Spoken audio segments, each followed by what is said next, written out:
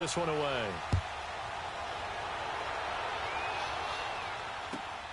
This is fielded at the goal line. And he'll get it up past the 20 to the 22-yard line. And Seattle now ready to march out of the field. And there are parts of their last drive they'd like to emulate. And, of course, they'd like to forget the ending, the interception. But they did put together, Charles, a nice sustained drive to get him down the field. Yeah, and unfortunately for them, the only thing that matters is part two, right? Because once they threw the interception and finished off the drive. And that's caught inside the 35. And they're going to have this in a great spot way down in Baltimore territory. A big play there just before halftime. 58 yards. Now the Seahawks going to use the first of their timeouts as the clock will stop with 45 seconds to go in the first half.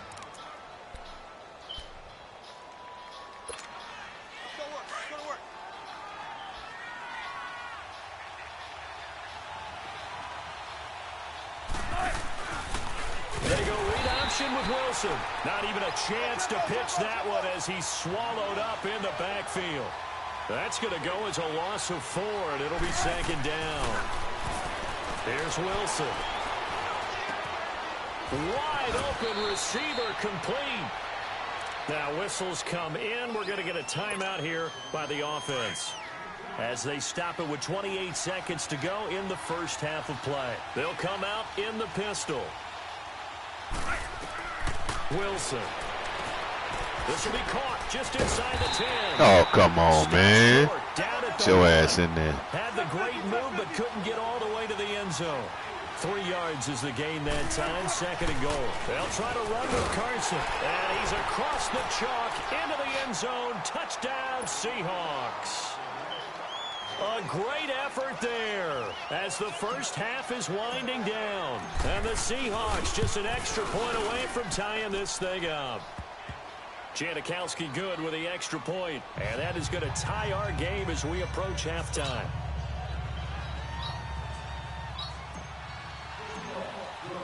So we're right back where we started. All even as the kick's away. Very short kick. This will be taken by one of the up men. And they're going to have really good starting field position here as that's taken up close to the 40. And the Ravens taking the field. And from this spot in the field with the clock where it's at, you think we're just going to see a knee and that's it? And I think in this situation, that's the proper play. But we do know there's some risk takers out there that may want to take one more shot before the clock runs out. To throw is Jackson. Flushed out right. Oh, he's got a man wide open, complete. And they'll get this to the 30-yard line before crossing over out of bounds. A gain of 32 that time. Broadcast would be up. So with 2 ticks left here in the half, on is the field goal unit. It'll come from the right hash. It's a 47-yard attempt. And Tucker's kick right there. It's good. First half in the book. Due to time constraints, we move you forward in today's broadcast to the beginning of the third quarter. Thank you, sir. A field goal separates these two teams as we come back for this second half. And this will be a touchback as that sails over the end line. And out now come the Seahawks. They're down here, but very much in this game. What's the tonality of a coach's talk when a game is within striking distance like this at intermission? Typically, what they're doing is emphasizing the things that went well in the first half and wanting more of that. Sure, you've got to go over some of the errors and clean up some things because there's a reason you're down. But overall, I think they want to stay positive, stay up with this team. We're just starting the second half, and we've got the football. Let's go ahead and punch it in. And he's going to be grabbed and pulled down. Brandon, if I'm an offensive coordinator and I see an all-out rush like that, I file it away because I'm going to use their aggressiveness against them as this game goes on. I'm going to hit them with a screen soon.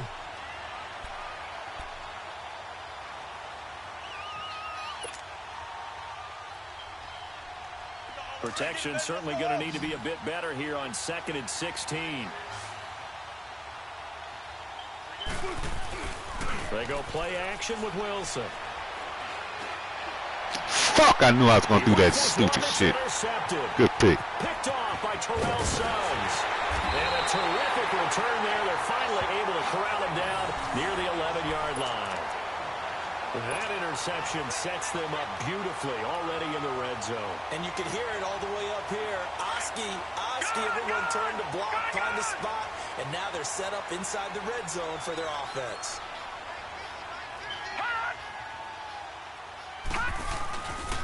They'll try to get something going with Ty Montgomery. And he's going to fight his way forward. Gotta get 3. Gain. It's a 6-yard pickup, and it gets him to 2nd and 4. A lot of people call the toss a probing play to see what they can get against the defense, to see how they adjust and react. Their probing's working pretty well. That was a very nice run. A 5-yard gain, and now they're set up 1st and goal. Well, after that pickup of a 1st down, I think some of the defensive guys are going to be looking over their coordinator and saying that was not in the scouting report. That went against... And he will take it in for a Ravens touchdown. It's the fullback taking it in. And the Ravens have used the short field to their advantage as they cash in for 6. Tucker able to connect on the extra point, and his guys will take a 10-point lead. Here's Tucker now out to kick this one away.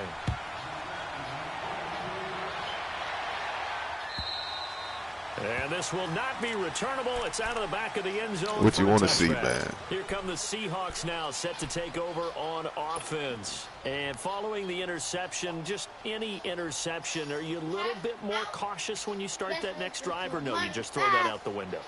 I think you are. I don't think that there's any way you can run back out there and go, totally didn't affect me. Let's just go ahead and be loose with the football again. You're going to take care of it, but you have to be careful about being too cautious, because now you can't run any offense at all. Man, this man throwing all fucked up type shit, man. Supposed to be an underneath throw. And he's able to get it back to the 41-yard line. So their woes on offense continue. That's the 2nd pick from. Yeah, man, I'm hitting the L2 button to throw low, and he's throwing that bit high. To help them get back into the game. Instead, he throws another interception, and now their task is even tougher. Now Jackson, and the Seahawk defense gets to him, and they bring him down. Frank Clark in there to bring him down for a loss of 7.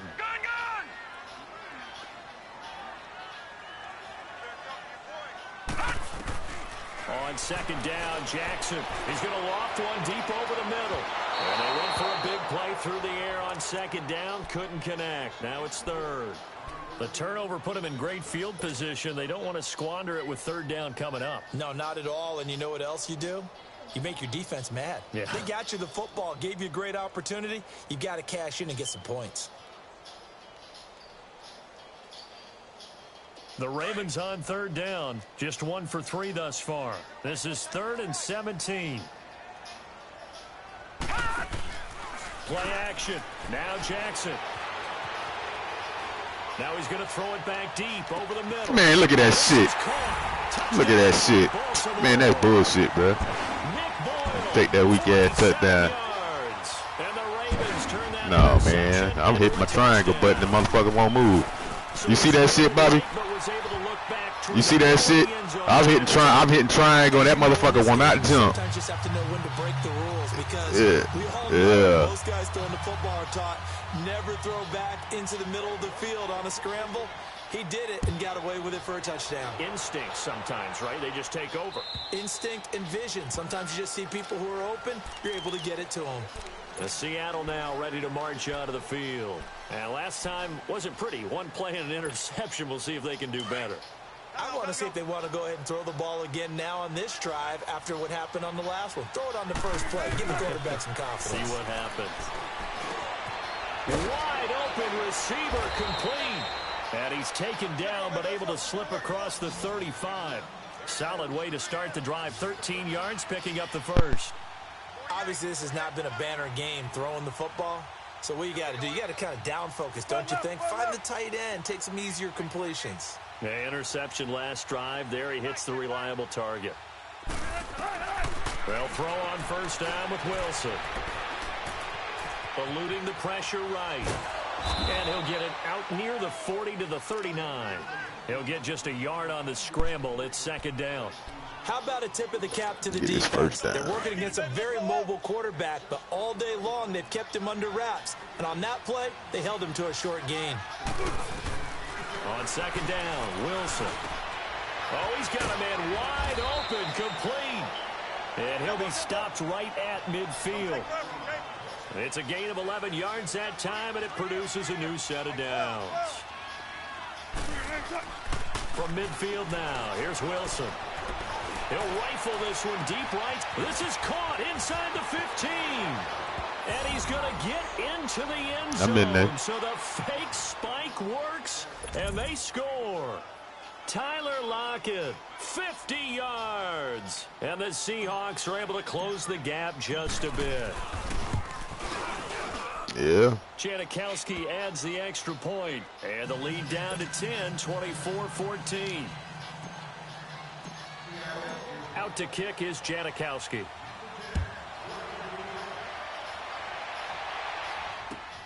Now Jones. A beautiful fake. And a nice return sets him up pretty good here at the 30-yard line. The Ravens offense now, they get set and head back onto the field. And that recipe on their last drive that resulted in a touchdown looked pretty good, so they'll be hoping to do that once more. It takes me back to when we sat with the offensive coordinator and the head coach. They felt pretty good about their game plan and thought there were some holes in the defense, and they exploited them the last time out.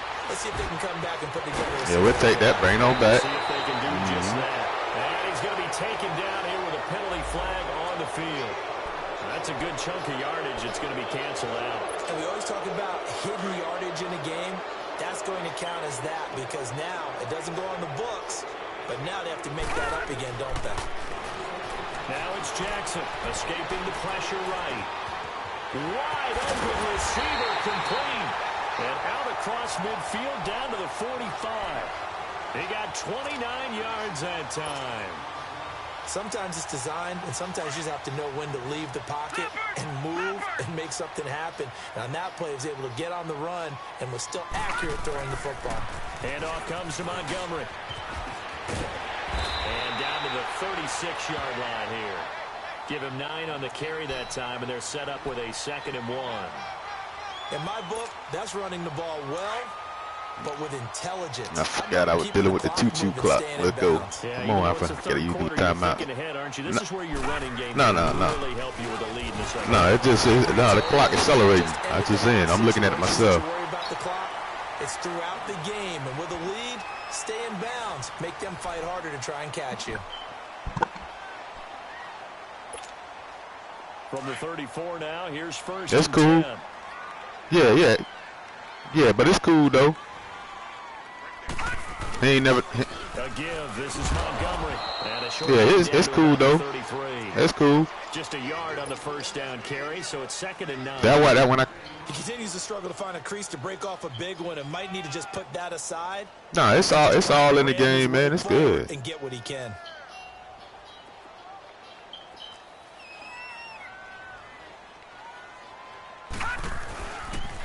They pitch it out to Montgomery.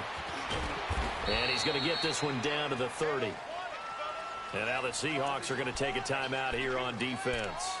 It's just their first. They'll be down to 2 remaining as we step aside here in the 4th quarter. The Ravens on 3rd down. They've hit 2 for 4 thus far. This will be 3rd and 6. Jackson now. And he'll be hit as he releases it, and that'll fall incomplete. Kind of a fine line when you're setting up the screen. You don't want to throw it too early and have the defense react too quickly. And you definitely don't want to throw it too late. And that way it's not formed perfectly. Got to make sure you hit it just right. And Tucker's kick right there. It's good. And that will stretch the lead up to 13.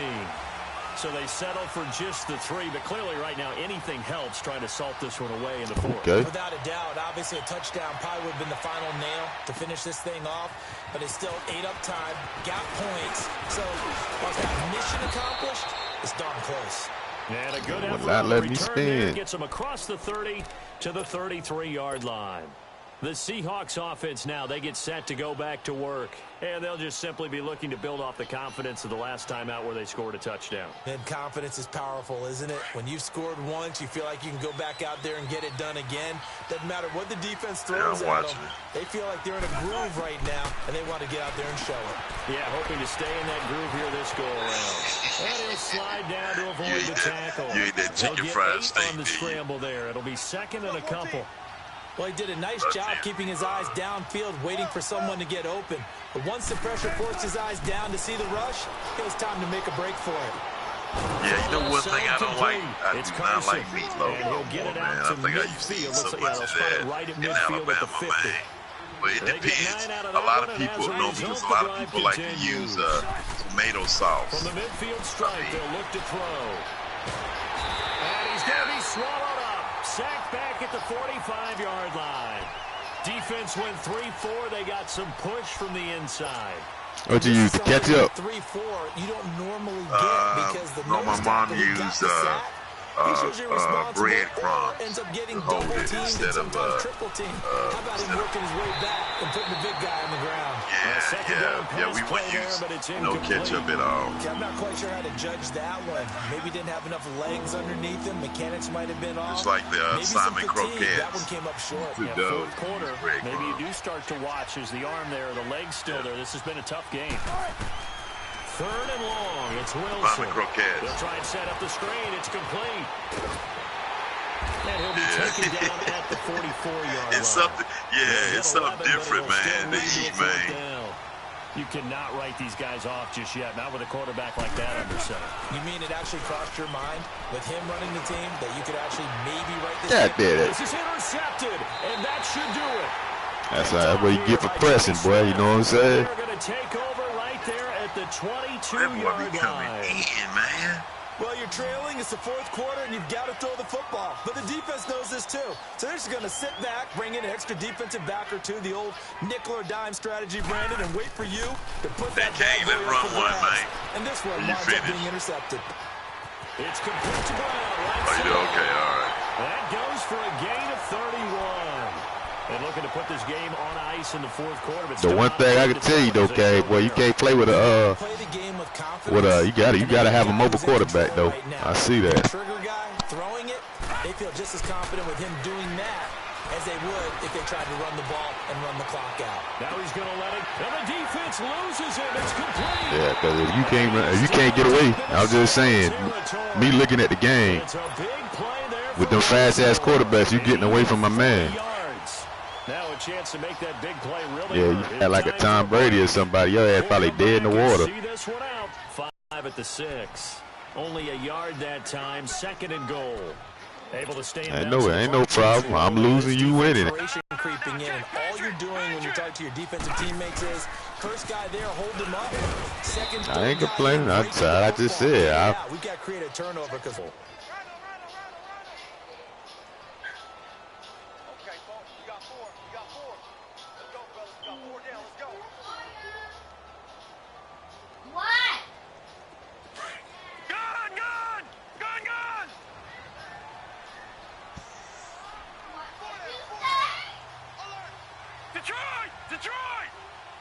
And he will score. Touchdown, Baltimore. Lamar Jackson, his second touchdown of the night. Yeah, and the Ravens will add on to their lead. And that touchdown this late in the game should all but be the dagger. We never want to say that a game is over, but it certainly feels that way. That final touchdown seems to have created enough room for them to start celebrating.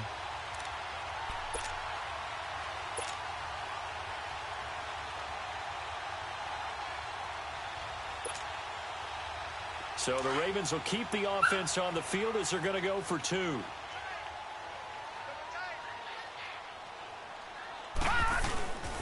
They're going to keep it on the ground. And he will get into the end zone to extend the lead by 2 more.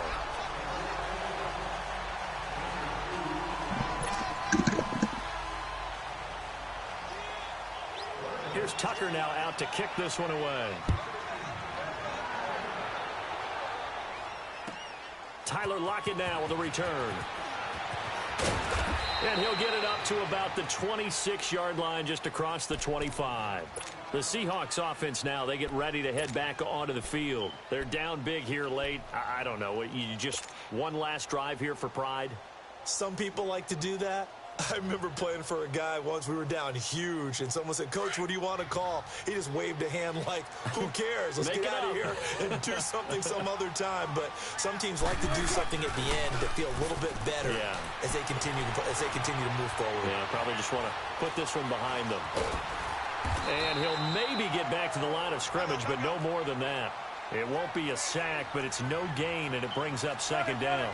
Well, there was pressure all around him, so the only play was to try and get out of there. I think it was an excellent effort by him just to get back to the line of scrimmage.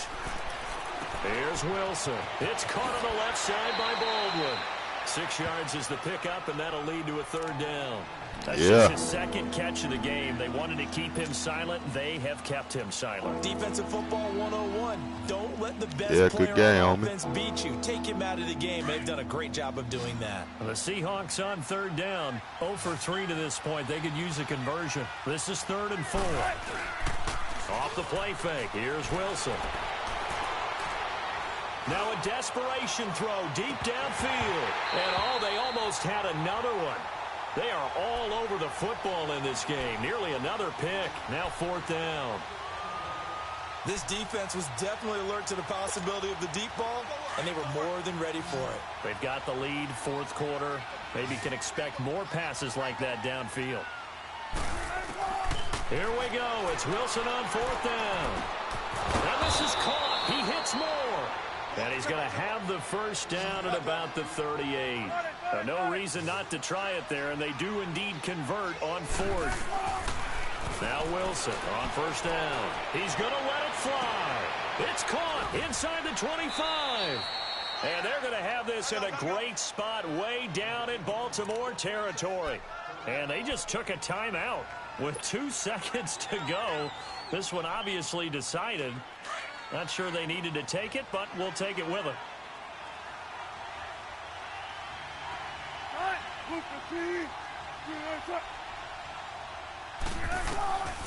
One last shot for Wilson.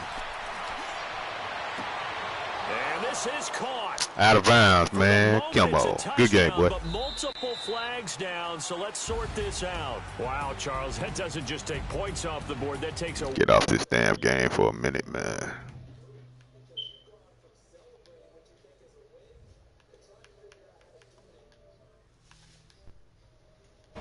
And, Charles, you know what coaches all...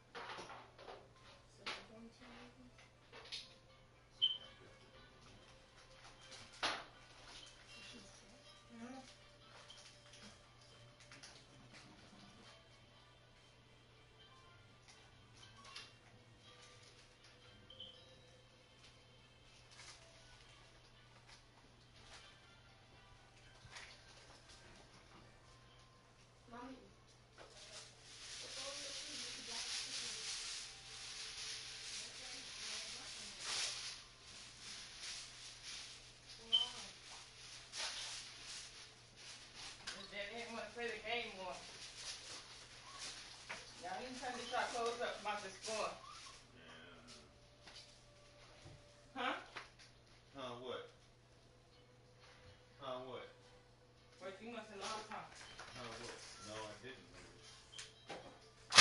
What? You watch your man? You watch your man? I'm getting pretty good, so you can see again.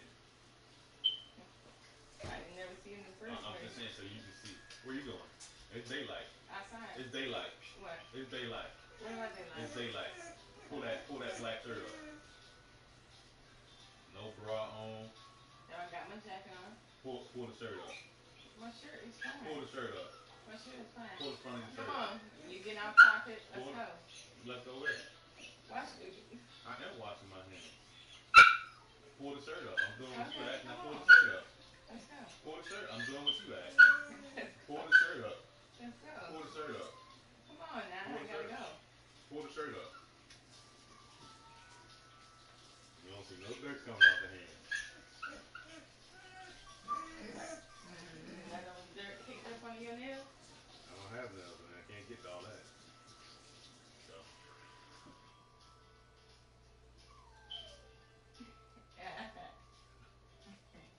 Put something on. I do have some on. No, I'm put something covered. Put something on. I can feel I'm covered. Put something on. Unlike you, be going out there Shut up. half Yeah. naked. Same thing if I'm at the beach. That's different. You know what I mean? Same thing. I ain't Okay, same thing. Let me go put on my two-piece in. Same thing like I'm at the beach. I dare you to put a two-piece on. I dare you to put a two-piece on to go out there. Give me a few months. No, we talking about now. Give me a few Go and months. put a I two-piece will. on. Go Give me ahead. a few months. Go ahead. Look at that. Give me a few months. I will. You talking. Like You I said, talking. give me a few months. You I talking will. that talk, walk the walk. I will. Give me a few months. What's a few months? About 3 months. 3 months? Are you gonna go outside 3 months? 3 months. 3 months. 3 months. Let's say 3 on it. months. Say on it. Say on it. Say on what? 3 months. 3 months, and you gonna go outside With 2 weeks on. with a 2-piece on. Hold up. No, from the day. From the day. Huh? Your 3 months start. Okay. Go outside with 2 weeks on. Mm-hmm. What month is it? June? August, in the hottest month. No. No. July, August, September. Okay. September. Go outside with 2 weeks on.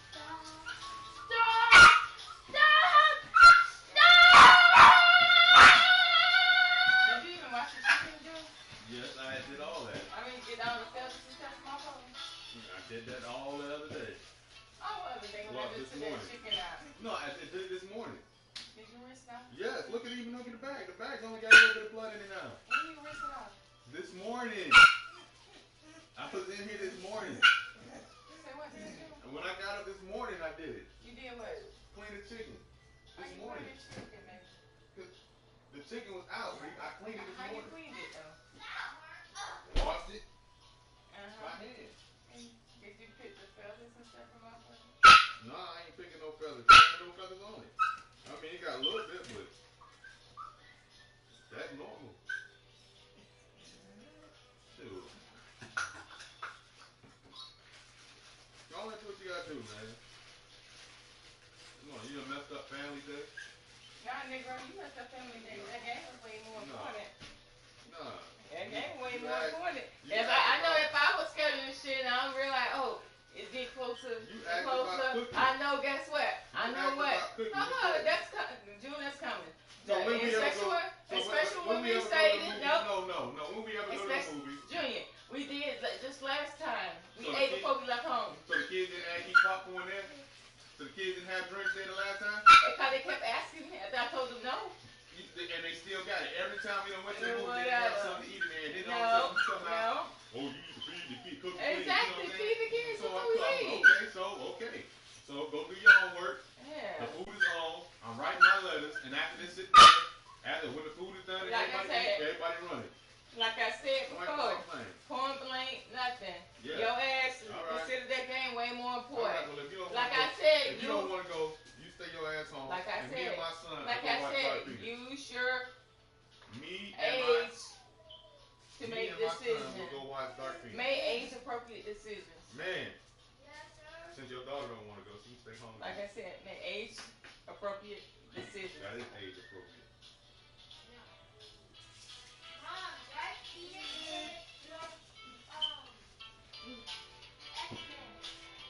I know, baby. That's not what your daddy talking about. That's not what we're talking about.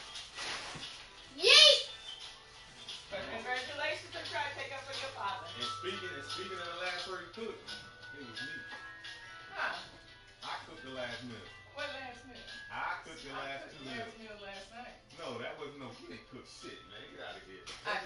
sandwiches. Get out of here, man. Oh, whatever. Yeah. That's cooking. No. That was prepared for everyone. No. So no. You made fucking sandwiches. And what did you make? When? I made steaks the other day. Okay. Oh, you made steaks the other day? Yes. Okay. Yes. I was the last person to cook. Okay, I was the last person to feed the family. No, you wasn't. Yeah. Oh, you didn't do it. I did feed them last night. What you fed them? I cooked them sausages and stuff like they asked. Last night? Yes. Or yesterday morning? Or afternoon? Last night. It couldn't be, Clarence. What you want to bet? What you want to bet? Man. When you was watching Pikachu, when we was watching Pikachu, Pet Detective, around 4, was you not eating sausages? I was. Okay. June, I had just came home. What are you talking about? And you was laying down asleep. I had just finished cooking them something. What are you talking about? June, I got up at 6:30. It only took me about 30 minutes to get home at 4 o'clock, and you went laid down asleep. I'm telling you. And when I came home, both the kids came to me and said, "Mom, we really hungry." And that's how it sausages. It wasn't in the morning. I told you it wasn't in the morning, and it wasn't in the evening. It was in the evening. I thought it was watching Pikachu. No, that's the afternoon. Bye, Rick. Bye, Clarence. Bye. Be ready to go. Hey, where's your voting meter? I don't have one. Why the fuck you don't have one after you spend all that money on a voting meter? And then you have bought another one from Harbor Freight. I ain't never bought a voting meter from Harbor Freight. Okay. Well, the one from Matt Tools, where that one at? I never bought one from Mac Tools. Clarence, you did too have a voting meter. I do have a voting meter, but it ain't never been from Mac Tools. Okay, where it from? Why you don't have it now? I do. It's at my desk. Oh, you think I carry your voting meter in the house? You've been. You have it. No, my voting meter at work. Mm-hmm. Try again. Like you ain't never had Try it. again. Or you brought it home. And what does the voting meter do? It check the ground frequency. What for? What? What are you? Hold on. First of all, what are you trying to do? Does it check the ground frequency? Ground frequency to what? Like the ground. What does it do with the ground? What are you trying to do? What does it do with the Are you ground? trying to see if it has continuity? If the wire's consistent all the way through? No. If it's going through a whole circuit? No. And what are you trying? Are you trying to check the voltage on something? I guess so. You see, it does that. It does it. It check and see if the wire is broke. Okay. It should also do something based on. Another word, groundness in it. It has a ground. It has a ground and a hot side. That's what gives you your voltage side.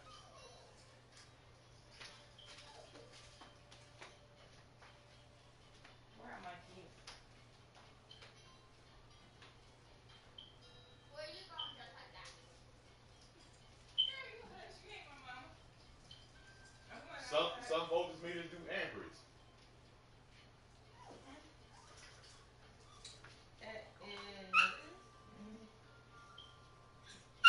First of all, what are you trying to check? Why you talking about business? Because I'm trying to help you out. Maybe I can do what I've been doing. Hey, you got a tri-meter? I don't know what that tri-meter is. Do you have a radio frequency meter? No. Radio magnetic? No. Guess you don't need that at work. I can get something through a load. That's what you're trying to do.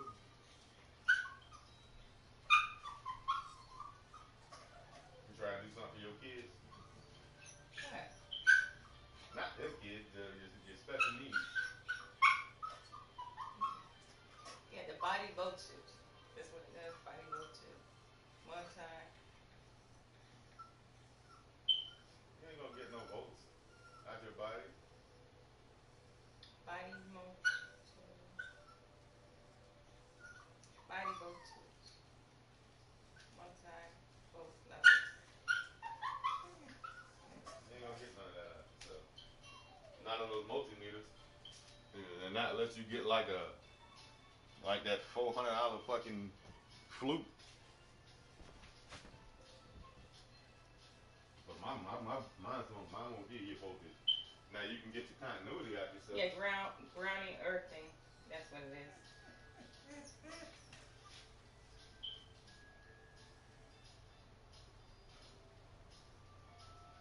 Click the thing so I can see.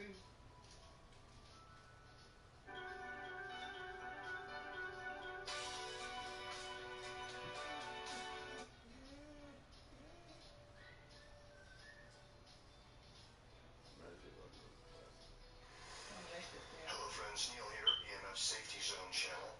I'm going to give you a quick lesson in grounding, or what could also be called earthing, and the importance of this when we're working around electrical devices. So this is my workstation, computer, it's an answering machine that's plugged in, obviously, a desk lamp that's plugged in, and a printer. So I'm surrounded by electrical devices. And to some degree, my body is being exposed to electrical fields. And what we have here is a voltmeter. And for the purposes of this video, I have a conductive silicon grounding pad right here, plugged into this power strip. And this is a grounding pad that I keep my feet on while I'm working. So to set up the voltmeter so I can show you the efficacy of grounding when you're being exposed to electrical fields, what I have here is I have a conductive stainless steel grip, and I have put it in my pants against my skin because I only have 2 arms to use. I would need 4 arms for this video. So one part of the voltmeter is exposed to my skin, and the other COM port of the voltmeter is also plugged into the ground here. And so basically what you see is while I'm standing here, my body voltage, by the way, the voltmeter is set to volts, and then it's also set to AC, and that's how you set one of these to test your body voltage. So right now, standing around these electrical fields, my body voltage is 855 millivolts. Now, watch what happens to the meter when I put my hand next to the power strip where the AC electricity is going in. Okay?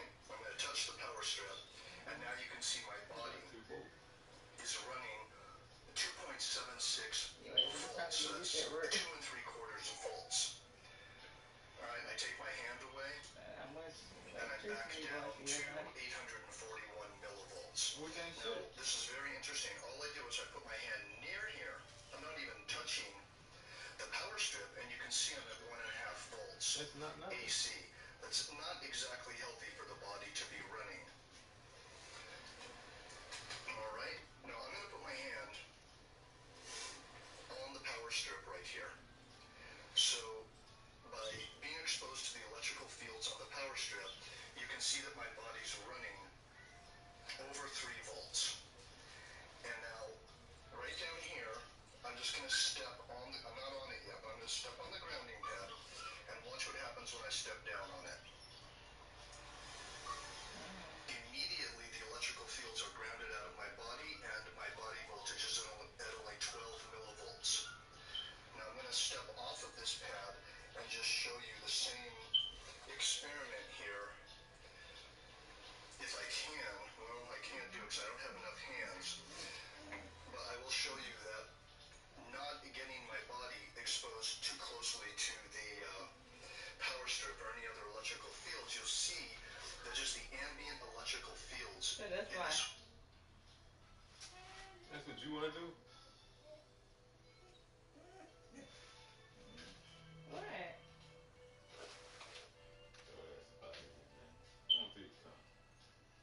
don't hate to play it because I discovered this before you did.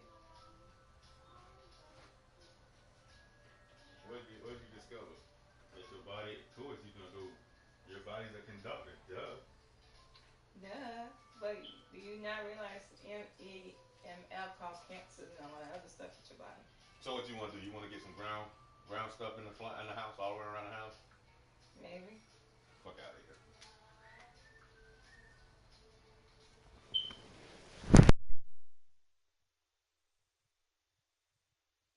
Notice stuff. I'll tell you what.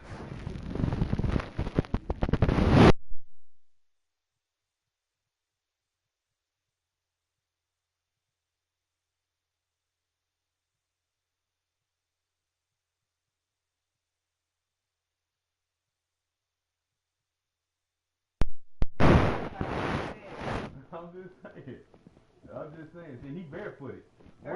He's barefooted. Put your shoes on and see if you grounded. Put your shoes on.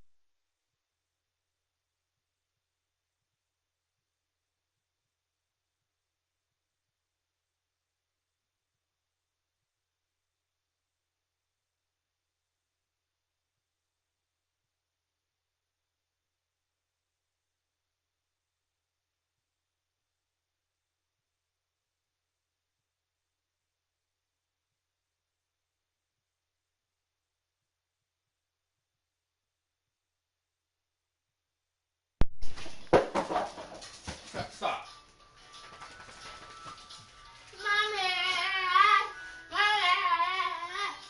Yes, beautiful. Your daddy's hating you.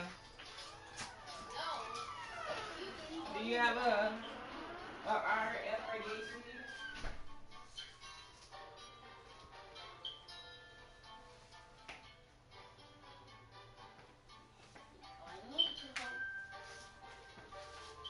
Next week and Tuesday.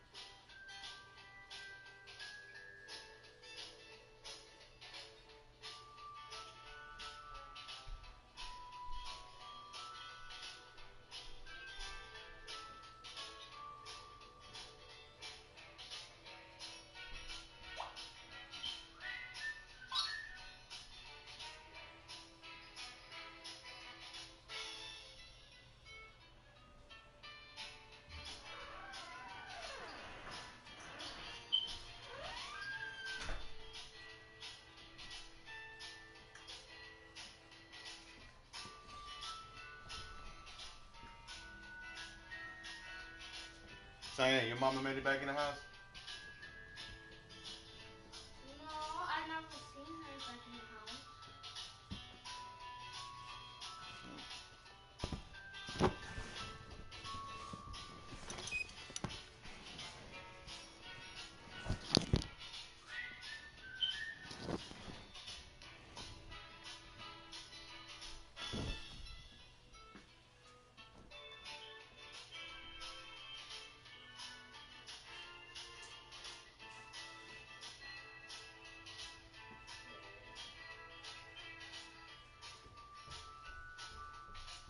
Cheyenne, you got my phone?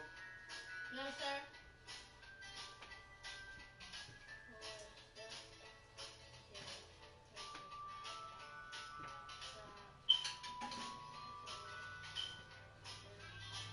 Gene.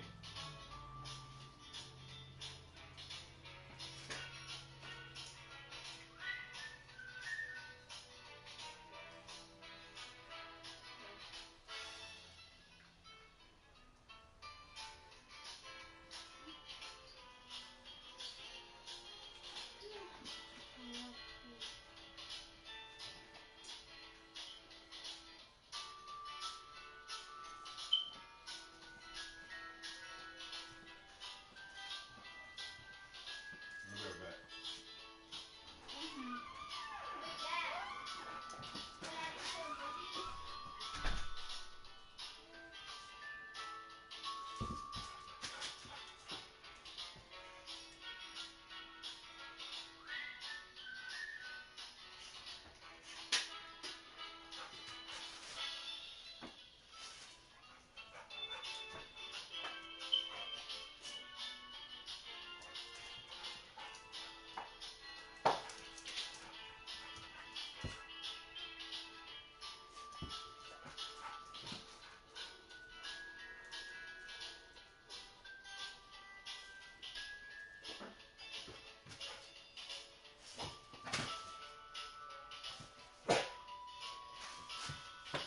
What's up, girl?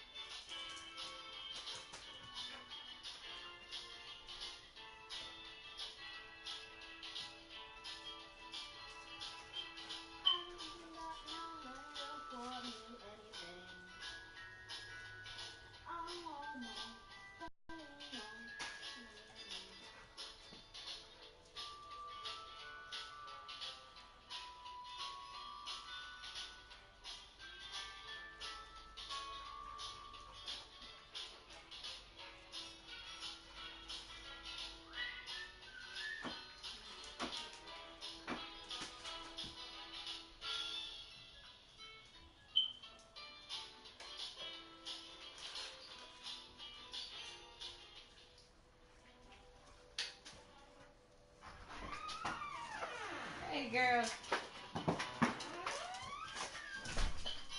You jumping? Tell her that what she wants. Well, you shouldn't have your clothes in the middle of the floor. Somebody put my clothes on the floor. Nah. You responsible for your own clothes. Adult decision.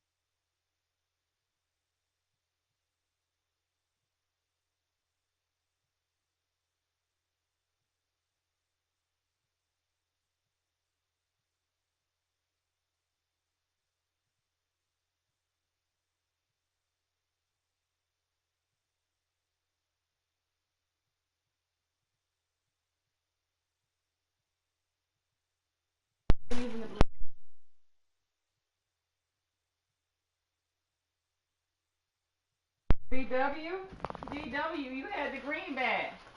Now, first of all, that bag was sitting in our room.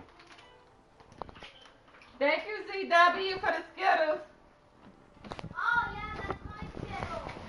Mine now.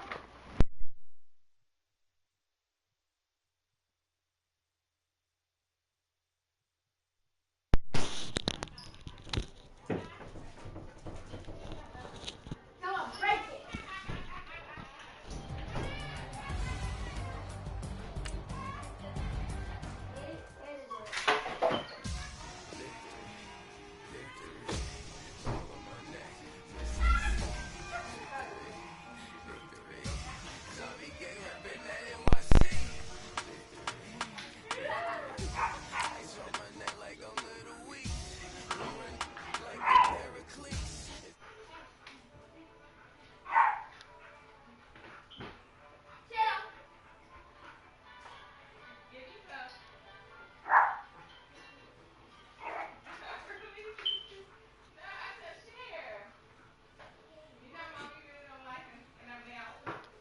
No, I already accepted it and waiting on him.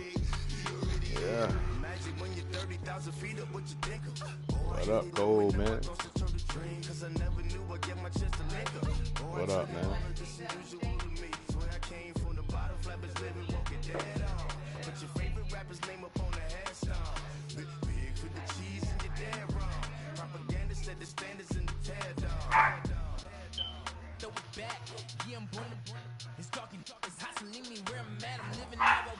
No reason to doubt, it's clear to see. All eyes on me for 100 degrees. Who am I? Ruthless, easy does it. In public, hated to love it. The underdogs will look. Coach, thank you much. EA Sports coverage of the NFL brings us to the City of Angels, Los Angeles, California. The City of Angels showing it can be loud and raucous. This was the scene a moment ago as the home squad emerged from the tunnel. They're ready for football and ready to watch their Rams do battle with the Minnesota Vikings. Fall is in the air and the NFL season is in full swing, and we're underway here in Week 4. And they will not get a chance to return this one as it's through the end zone for a touchback. I need everybody mellow playing. Shit.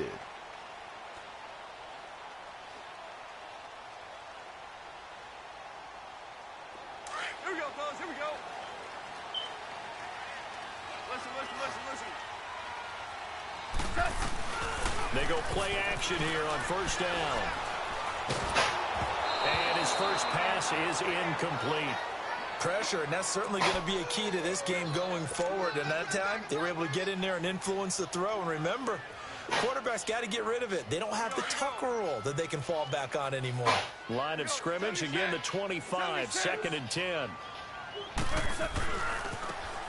They'll run with Henderson. And up to the 35 before they're able to knock him down. A nice pick up there, 10 yards, and it'll move the sticks.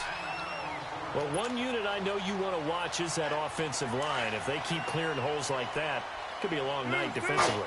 No doubt about it, because when they are in sync, as we're seeing so far, where that continuity is there, and you can see that they're playing off of each other while controlling the defensive front linebackers, you're exactly right. It'll be a very long night for the defense, because someone's going to run for some big yardage. 12 more yards there and another first down.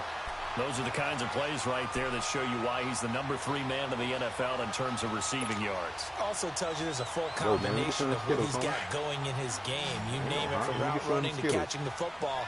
That's why he's able to produce those types of numbers. Now it's Goff off the bootleg. And he's going to be grabbed and pulled down. Danielle Hunter in there to sack him, and that is 10 for him now on the year.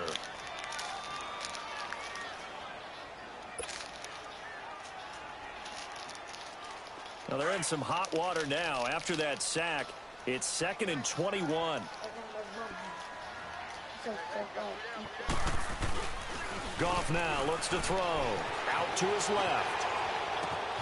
That's caught by his tight end, Gerald Everett. And he'll be brought down at the 45-yard line. A good pickup there. 18 yards as they get closer for 3rd down.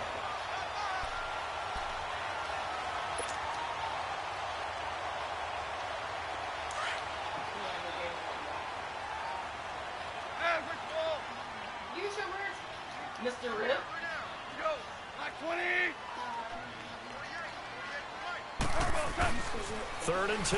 Goff. He's got a first down and more inside the 30. And all the way down to the 25-yard line. A good pickup there of 20 yards. I don't believe that this opening drive is surprising to either one of us after the time we spent with the coaching staff and players prior to the game. What about you? Absolutely. Not only that, but that big article in the paper this morning about their philosophy on starting games like you're shot out of a cannon, and that's what they've done. Very methodical here on this first drive. Yeah, so many teams talk about that kind of start. We're actually seeing it happen right here in front of us. But now the kicker. Can they cap it off by putting the ball in the end zone? Ben Gideon in on the stop.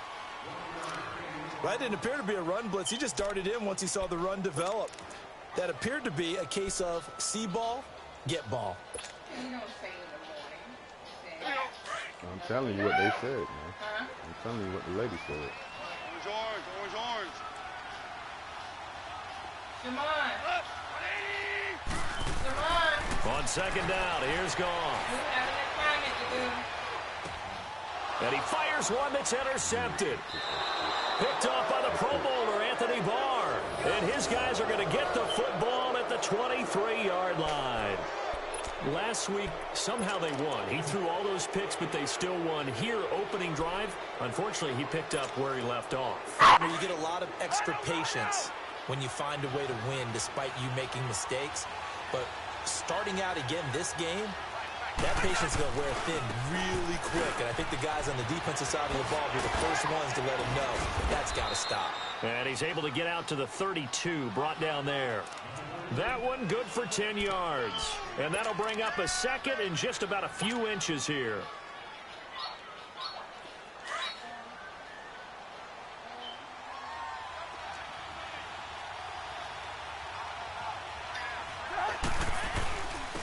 Now a first carry for their fullback.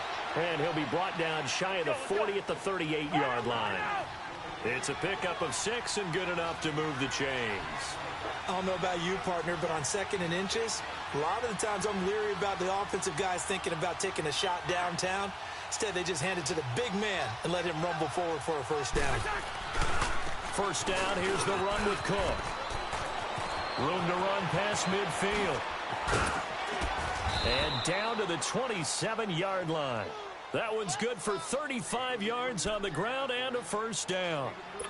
Sometimes those lines that are drawn on a grease board or in a playbook, they come to life out on the field, don't they? And we just saw down that outside handoff to the right. That right tackle, he gets excited for that call, doesn't he? He does, because he just wants to dominate his guy and say, listen, I was the point of attack. I took care of business. That's why you're able to get downfield and add all those yards to your total. Yeah, really nice gain there. A first carry for Amir Abdullah. And nothing doing. He's immediately taken down at the line of scrimmage. Officially no gain on the play, and it's 2nd down.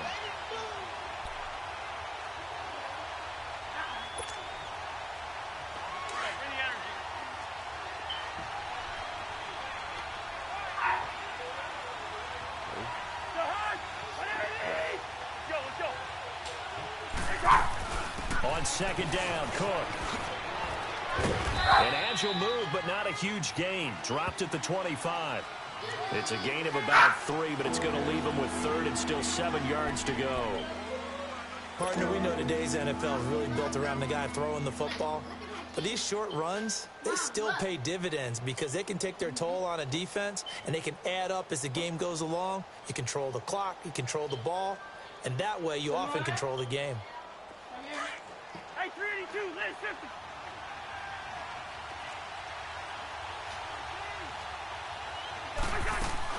Third down, Dalvin Cook. This from 37.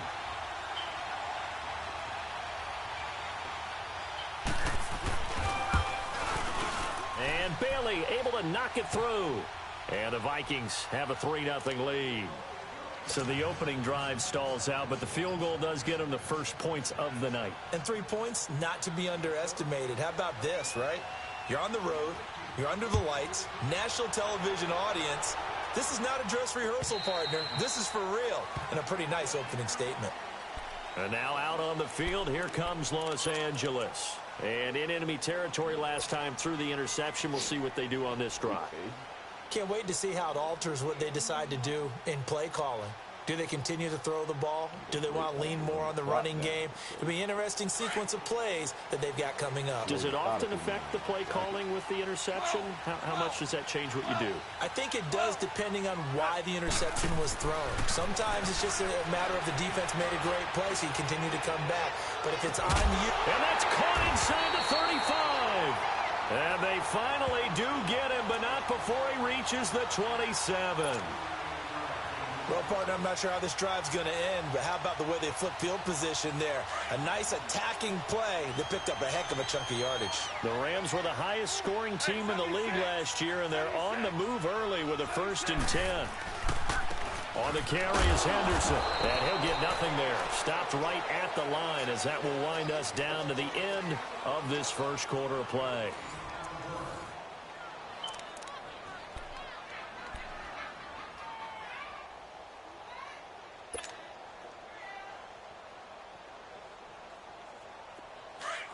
Here we go, fellas. Here we go. Hey, lift. Here's Goff now on 2nd down. And he knocks the ball away, and it falls incomplete. Brandon Cooks, the receiver he was going after. And it'll bring up 3rd down. Where's the Those throwing windows get a lot at? tighter near the end zone, don't they? And here's the thing. You already probably have 3 points in your hip pocket. You force a throw here and give up an interception, you come away with nothing. Especially tough in the middle third of the field where he threw that one. Oh, a design run for their wideout. And he'll take this down just shy of the 25-yard line. Just a yard on the run there, and that's going to bring us to a 4th down. Well, not a big gain with that play, but what they're doing is they're spreading the defense out, probing a little bit, and what they're hoping probably is that later in the game, they can create a matchup that they can exploit for big yardage later. They pass up the 3, fake it, it doesn't work. Well, I see what they were trying to do there. You pop up your holder, roll him out, you got the option to run or pass. Just didn't work. Not at all, and the communication was excellent defensively to make sure that receivers were covered as they escaped from the line of scrimmage, because that's supposed to be a surprise to everyone, and that's how they get free. People forget their assignments on defense. That didn't happen. And think about the guy rolling out with the foot. And he's free going down the left side. It's a foot race. Touchdown, Vikings. A big play there. His 3rd touchdown now on the year. And the Vikings get the quick strike touchdown. And on that long run, maybe the defense caught napping a little bit. The concentration level may not have been there. I agree with you on that one, because those types of plays, when they result like that, they're almost like big bolts of lightning, aren't they? Whoosh, and off he goes. Extra point up and good by Bailey. And the lead grows to 10-0.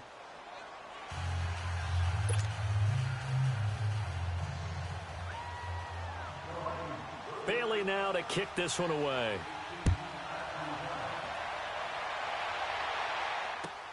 This is fielded at the goal line. They'll bring it back to just about the 25. Call it the 24-yard line. And now out on the field, here comes Los Angeles.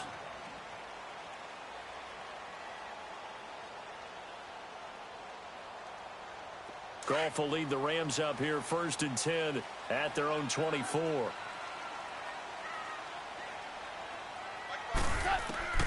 Here's Goff. He'll rifle this one deep right side. So they took a shot on 1st down but couldn't connect. All right, need you to check my eyes here. This entire unit defensively, I think, has looked really strong in the first half, especially in the secondary. They've been cohesive, fast to the football, and we just saw another example arriving there to help knock that one away. From the 24, they'll go again on 2nd and 10. Cornell.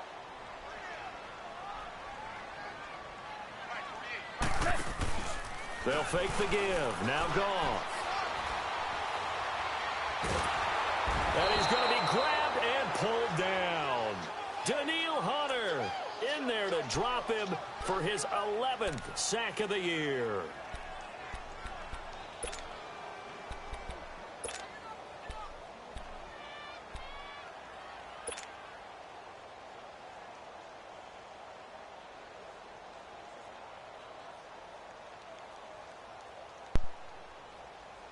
After the sack, they'll come up now 3rd and long. Yeah, I wouldn't be surprised to see them run the ball here just to try and get some space.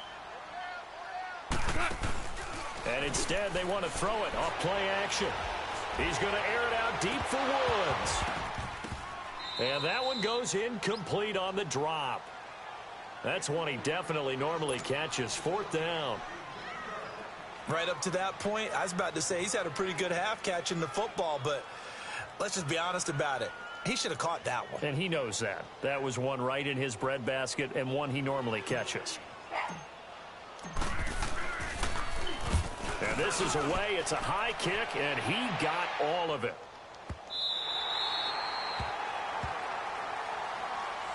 And now out comes Minnesota. And they hit the home run last drive. One play on the ground all the way to the house. Now the defense, maybe they're expecting a run here. Partner, I love your description because when we talk about hitting the home run, we're usually thinking about a passing play, aren't we? Something in the air, deep ball. But how about them just taking it big-time jaunt? Now if you're coming back out, now they've established this run game, the play-action pass could very well be open. They start the drive with Cook. That was he gave her to play with? And he was able to shed the tackle, but the reserves come in for the stop.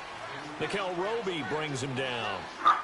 And that's one of the reasons you like to blitz even on rundowns. It confuses the blocking assignments. It doesn't allow those offensive linemen to get up to the second level. Let him play.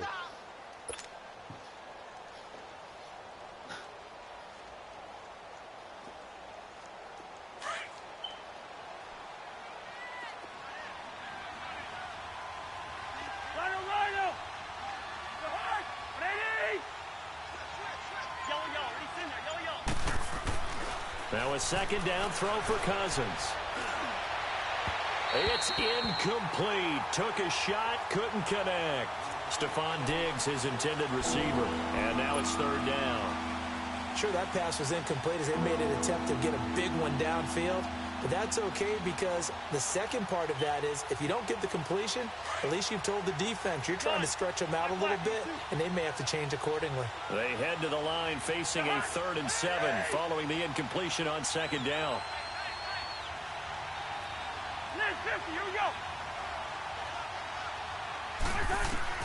Throwing is Cousins. Looking for Diggs, and it's intercepted. Picked up by Nickel Roby-Coleman, and they are going to set up shop at the 40-yard line.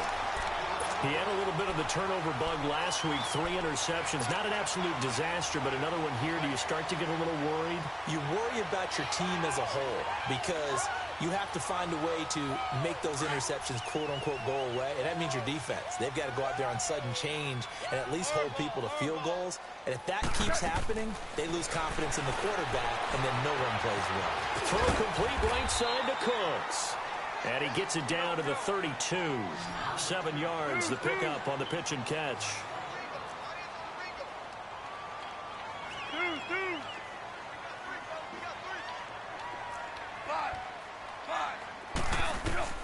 To throw on 2nd down is gone. And the hit jarred it loose. It's incomplete. So he can't hang on, and as I watch that unfold, I remembered an expression that I've heard, maybe from you, I don't know, but you're going to get hit anyways, might as well hold on to the ball. Right, you know a coach said that, right? Yeah. Not an actual player. Not a chance at all. Way easier said than done. The Rams on 3rd down, just 1 for 3 thus far. Here it's 3rd and 3.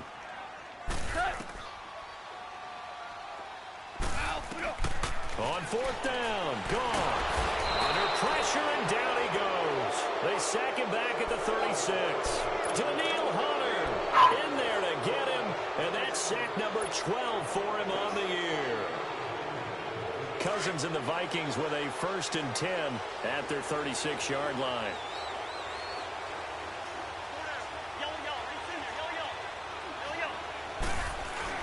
Here's Cook as they begin on the ground. And very I had my broadcast going. A gain of 3.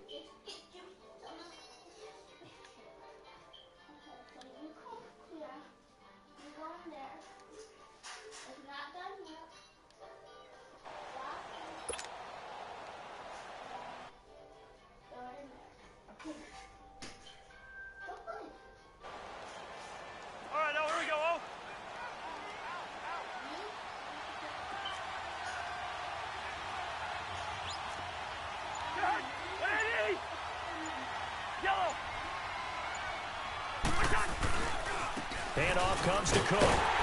And maybe a measure of revenge there. He's had his way in this one, but this time they get him behind the line. He lost 2 there, and it's 3rd down. 2 minutes to go here in the first half.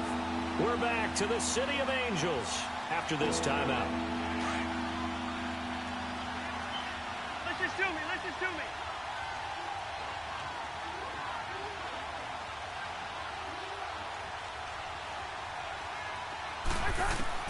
On 3rd down, Cousins.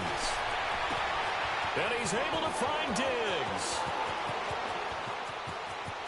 And he'll get into the end zone. Touchdown, Minnesota. Oh, man. Stephon Diggs, his first touchdown on the year.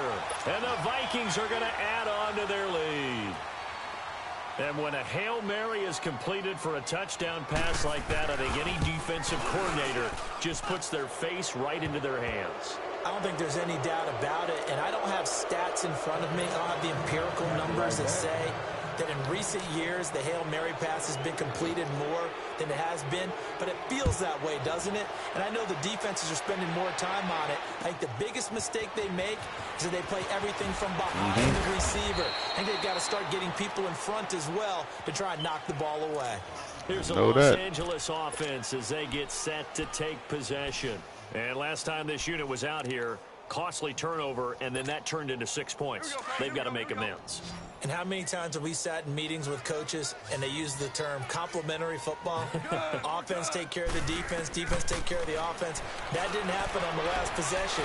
This is a chance for them to pick. Man, that man got a slow-ass release. I'm trading his ass. In there to drop him, and his great season continues. 13 sacks for him now on the year. Go find me another quarterback, man.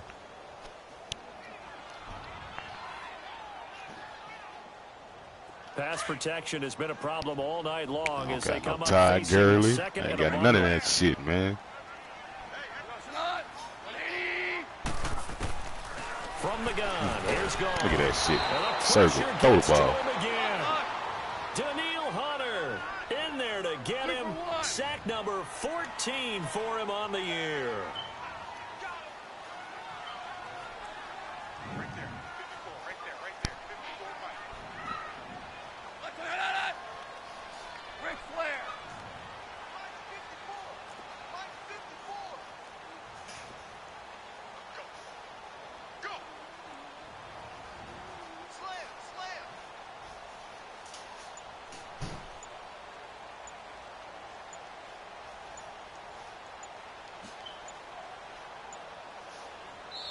And now maybe they want some extra time to talk about this 3rd and long play as we'll get a timeout.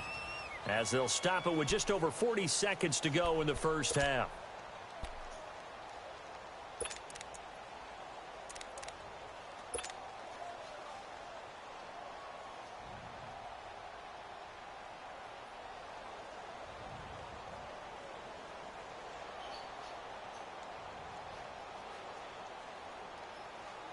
Well, this is a new concept. It's 3rd down, but they've got the punt unit on. And he's able to get it out of there, and this is a pretty good kick. And he couldn't get it to check up. That kicks all the way into the end zone for a touchback. Now the Vikings offense gets set to take over here. And we'll see how this is played. Offensively, they've got the lead. Not a whole lot of time left. What do you think, Charles? Well, it's tempting to try and add to your lead, but a mistake there, that can change things in a big way. I say go ahead, take the knee, get on out for the half. They pitch it out to Cook. And he'll get this up only to about the 22. Give him a couple on the carry there. 2nd and 8. Well, he was looking for some running room, and there wasn't a whole lot of it there on that play. I think he was lucky to get a couple of yards out of it because those defenders, they were rallying to the football pretty quickly. 2nd down, Cousins. Left side caught by Diggs. And they work this well upfield across the 45. And with just 4 seconds left in this first half, a timeout call.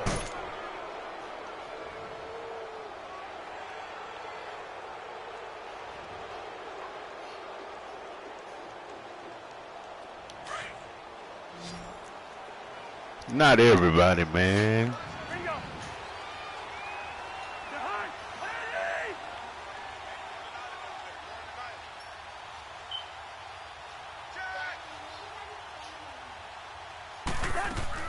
Final play of the half, Cousins.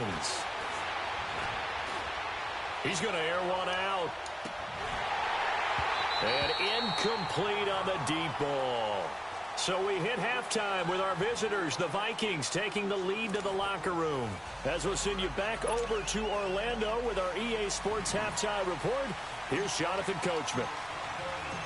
The Vikings have to like their position. They've got the lead. They get this football as well as we are back and underway for the second half. And that'll carry over the back line of the end zone for a touchback. Out come the Vikings. They'll have it first on offense as we begin the third. This is sort of what you would call a put-away drive, isn't it? They score here, especially a touchdown. It's almost out of reach. It certainly feels that way, and I think that they're going to call their plays accordingly because what you really want to do, even though you know the scoreboard is still up there and the game's going to go on, in fact, you can take the spirit away from another team. Their drive and will to come back and win can be taken with another score right here. It's still third quarter, but you just get that feel. Yeah, they're teetering right there on the brink, aren't they? Nah, he didn't want that man to have them stats, though. That's the fucked up part about it. Offense to close the game out, but a running game can really benefit your team right now. They run it again with Cook. And an alley to run. Space to maneuver at the 40. And he'll get into the end zone. Touchdown, Minnesota. A great play there. His second touchdown. Yeah, you talk too goddamn much. You know what I'm saying? Way to stretch their lead. And he certainly played a pivotal role with those two TDs and why they're up on the scoreboard right now. Well, someone's all about winning, aren't they? Because he's not worried about the number. Sure, it's great to have 2 touchdowns. But the bottom line is what he's doing is... Nah, he out of all of them. He wants to continue. They boot him out of all of them.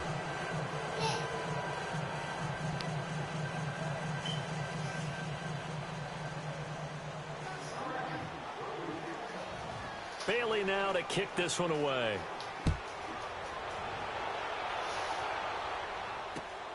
This will be taken in at the 1.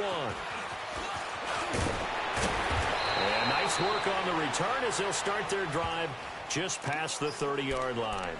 Now the attention turns back to the Rams offense as they get ready for their first possession of the second half. These guys had to punt last time. It has not been a very fruitful game offensively thus far.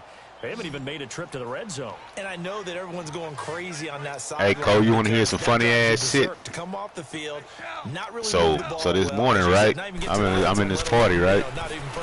And just take a deep breath, all of a sudden a nigga come in there. Guess what the nigga username is? Get it up to the 33-yard line.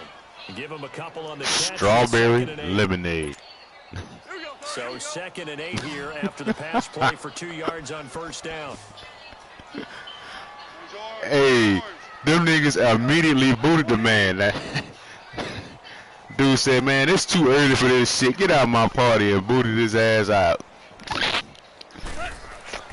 To throw is gone. And that one goes incomplete. He's maybe lucky it wasn't a fumble. That man wrote back talking about I'm reporting you. And wide open right there. Yeah, he was mad because he's like, y'all judging me and don't even know me. Available to them every time he's dropped a pass. Yeah, that's a big miss. This offense in desperate need of a conversion as they come up on 3rd down.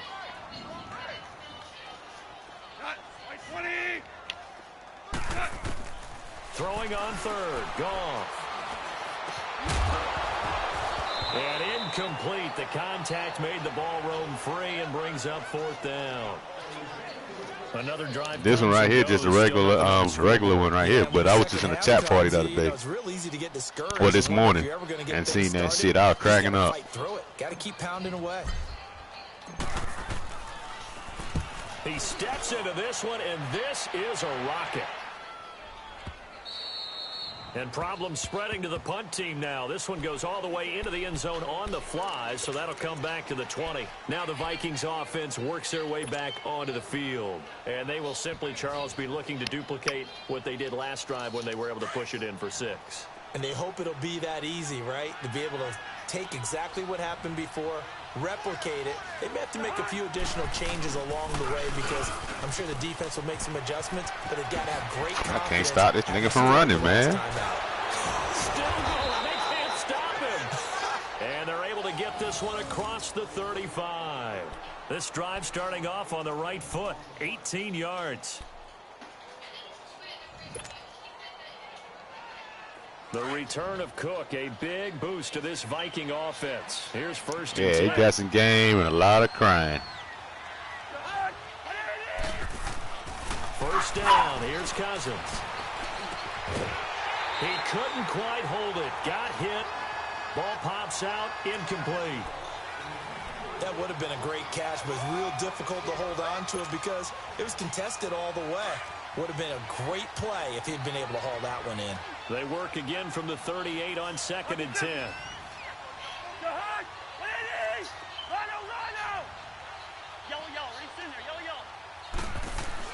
A second down throw for Cousins. He's got the connection over the middle to Diggs. And able to rip off a big chunk of yardage before being dropped inside the 40. 23 yards on the play.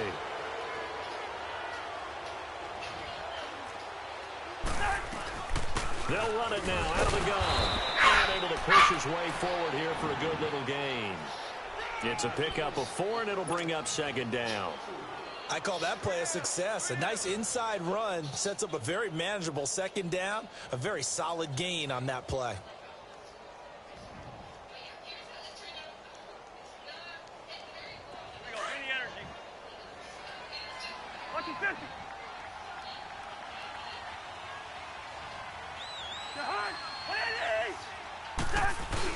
They'll run again. This time it's Abdullah.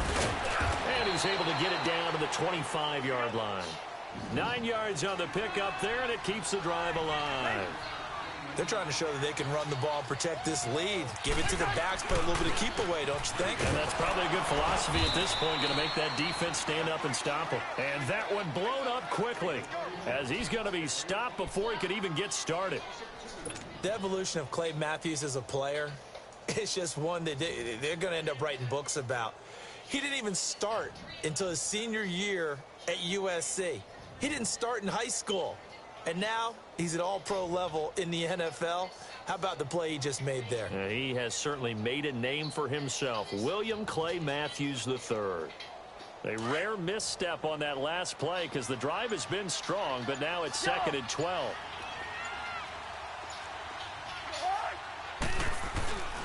A second down run for Abdullah. And he's able to get more than half of what they needed. That brings up a 3rd and 5. Lots of praise on this drive, obviously. I know you're seeing what I'm seeing. Those guys up front, they're getting it done. Doesn't matter what play is called. They are handling their business at the line of scrimmage and dominating right now on this drive. I don't smoke, but I ask around, though. The Vikings on 3rd down. Just 1 for 3 thus far. This will be 3rd and 5.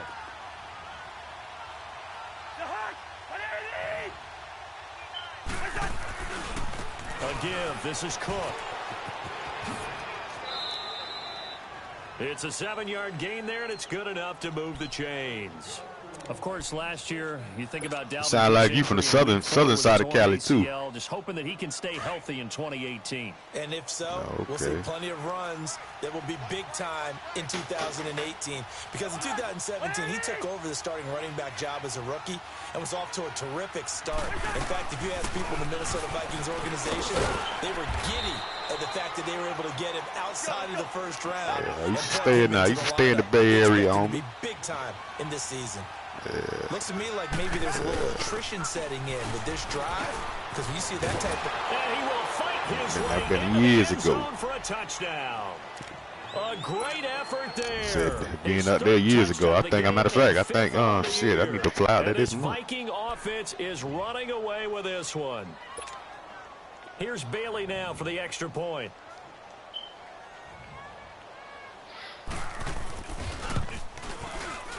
Bailey got the extra point, and that will extend this big lead.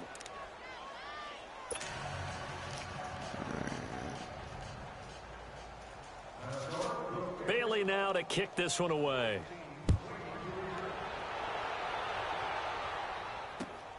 This will be taken in at the 1. And it's a pretty good return here as he'll get it up to the 29-yard line. And the Rams getting set to go now. They have been struggling. I would imagine at halftime they went through some possible changes. Well, those changes aren't working, so now where do you go? I think that now it's much more in their head. And what I mean by that is just what you said. You've gone over the changes. I bet they were pretty clinical at the half, not too emotional. They might need to go to the emotional side. The Vikings shit, usually that nigga play now. For the sack. Linval Joseph in there to drop it. Something might have came up. Tonight he's gone down. I said something might have came up for that man. Now Goff. Working the middle here. That's complete to Everett, the tight end. And they nearly get this all the way to midfield. Mark him down at the 49. A good pickup there, 26 yards.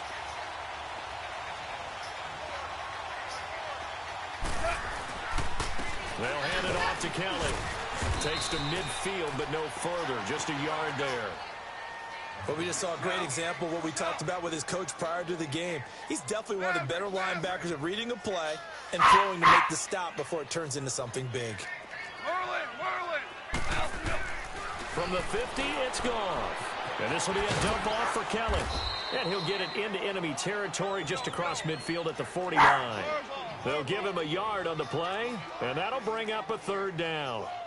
And we see another pitch and catch there to the running back. This position just continues to evolve.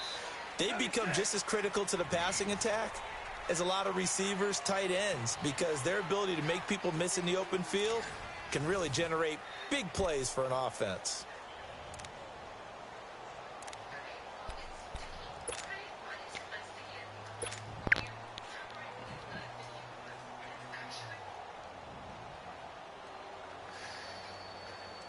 The Rams on third down. Just 1 for 5 to this point. This is 3rd and 8.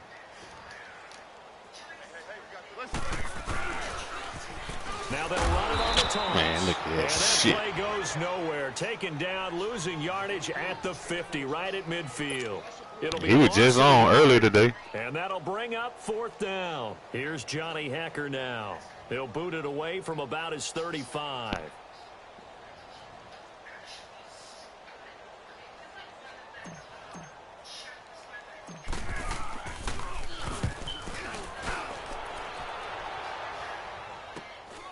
This is taken at the 15.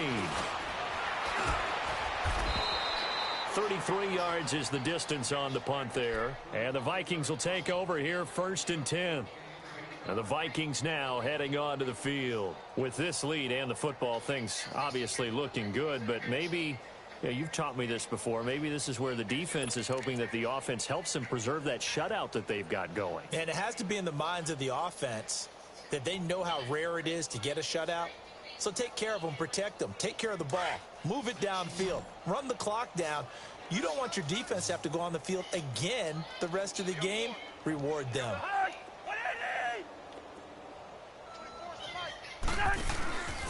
They run with Cook. He's been busy tonight. And he gets this one just shy of the 40. They'll mark him down at the 39. 15 yards is the pickup there, and the drive starting very nicely. 1st down from up near the 40 now after the big play to start. Here's another 1st and 10.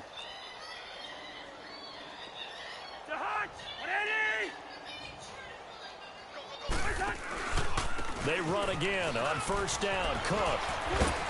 And he takes this up right near the 45-yard line. It's a 6-yard gain on the ground, and that'll make it 2nd and 4. Let's talk a little football 101 here, because one of the keys to advancing the ball downfield, success on first down. Huge difference, as we know, between 2nd and 4 and 2nd and 8 and 9.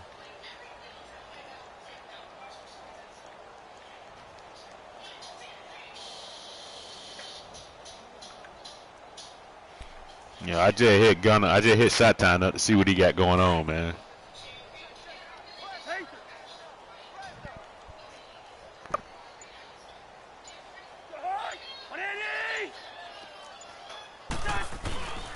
Now a run with Cook. And able to break one tackle, but then quickly brought down.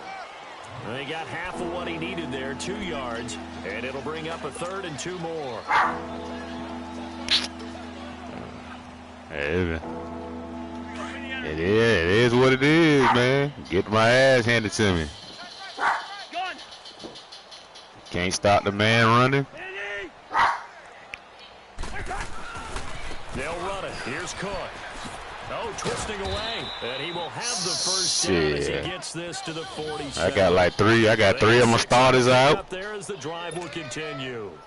Do my eyes deceive me, or is he getting stronger as this game moves along?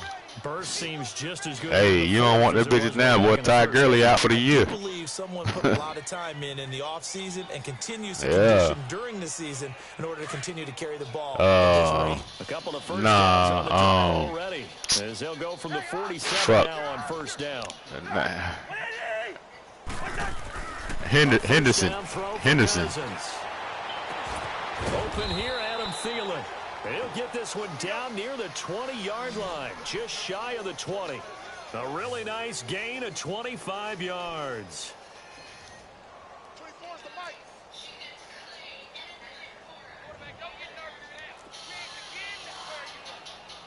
Hey, we're good.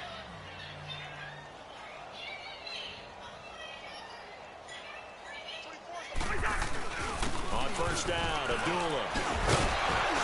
So a nice job to break the one tackle, but not much daylight after that as he's brought down.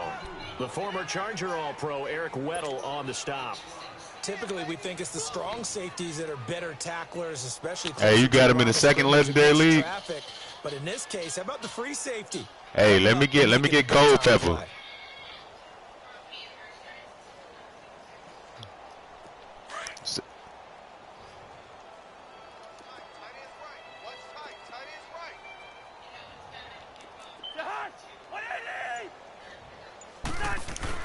Yeah, but New York ain't got no quarterback though, man. That's what I'm saying. Shit. But this time they get him behind the line.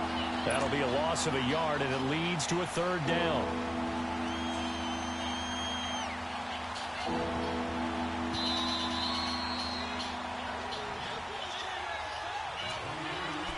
Time for a break. Back to finish it off on EA Sports after this.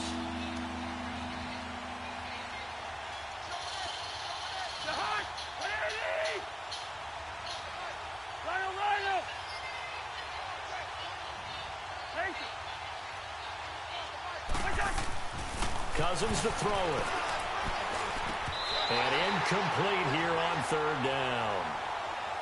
Once you get into the red zone and the safeties have less ground to cover, you better be quick with your delivery. Oh, you killed Bama ass off.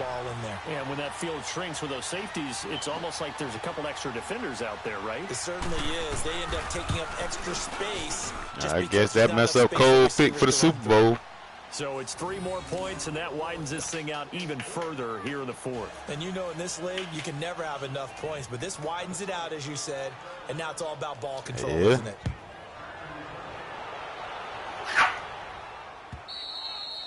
And this will be a touchback as that sails over the end line. So now here are the Rams as their offense comes back out. They are just obviously getting shellacked here in this one, Charles. What's the message if you're a coach for this final drive in a lopsided game like this? For a lot of coaches, be honest. Don't forget today. Don't forget what has happened out here. Yeah, use that as ammo going forward. Exactly. Take a great look at that scoreboard. Realize how poorly everything went for us today. Coaching, playing, the whole deal. Into double coverage, and it's intercepted. picked off by Harrison Smith. And this return's going to go backwards about 8 yards, but the interception is good, and they have the football. Just a little bit of a rough stretch. 6 interceptions now in these last 2 weeks combined. I know the easy thing is to go back to mechanics, footwork, things of that nature. I'm also wondering, is he getting fooled by what he's seeing on defense? Has the scouting report changed? Are they showing him things different than what he expected? For the second week in a row, he's throwing it to the guys in the wrong color shirts. Yeah, he better figure, whatever the reason is, he better figure it out. Wide. Throwing here, Cousins. And the pressure too much that time as Cousins goes down. Michael Brockers in there to make the sack. He buries him for a loss of 10. Hey, Clifford.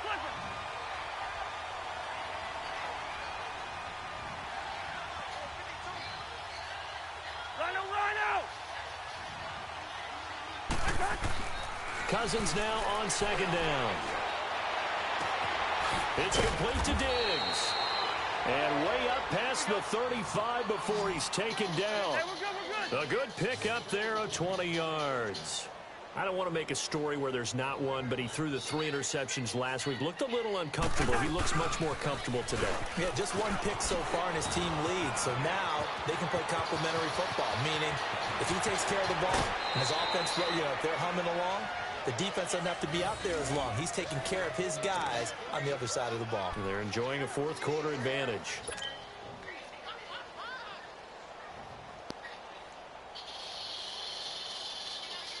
So the big play gets him all the way down to the outskirts of the red zone here for 1st and 10. Right back to him on 1st down. No dice this go around. He's hit behind the line and taken down. Yeah, I did one good thing right. Well, he'll be back though. Got a Viking slow to get up. And get back, get an ass whooping, but yeah, hurt his ass. Right back.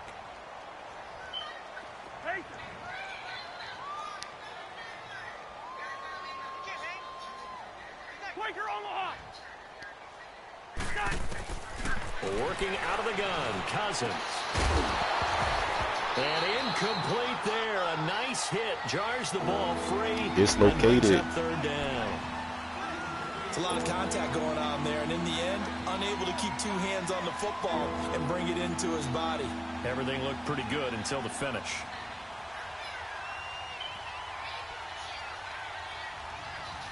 The Vikings on 3rd down. He'll be out about 3 weeks. 3 of 6 to this point. This is 3rd and 11. Yellow.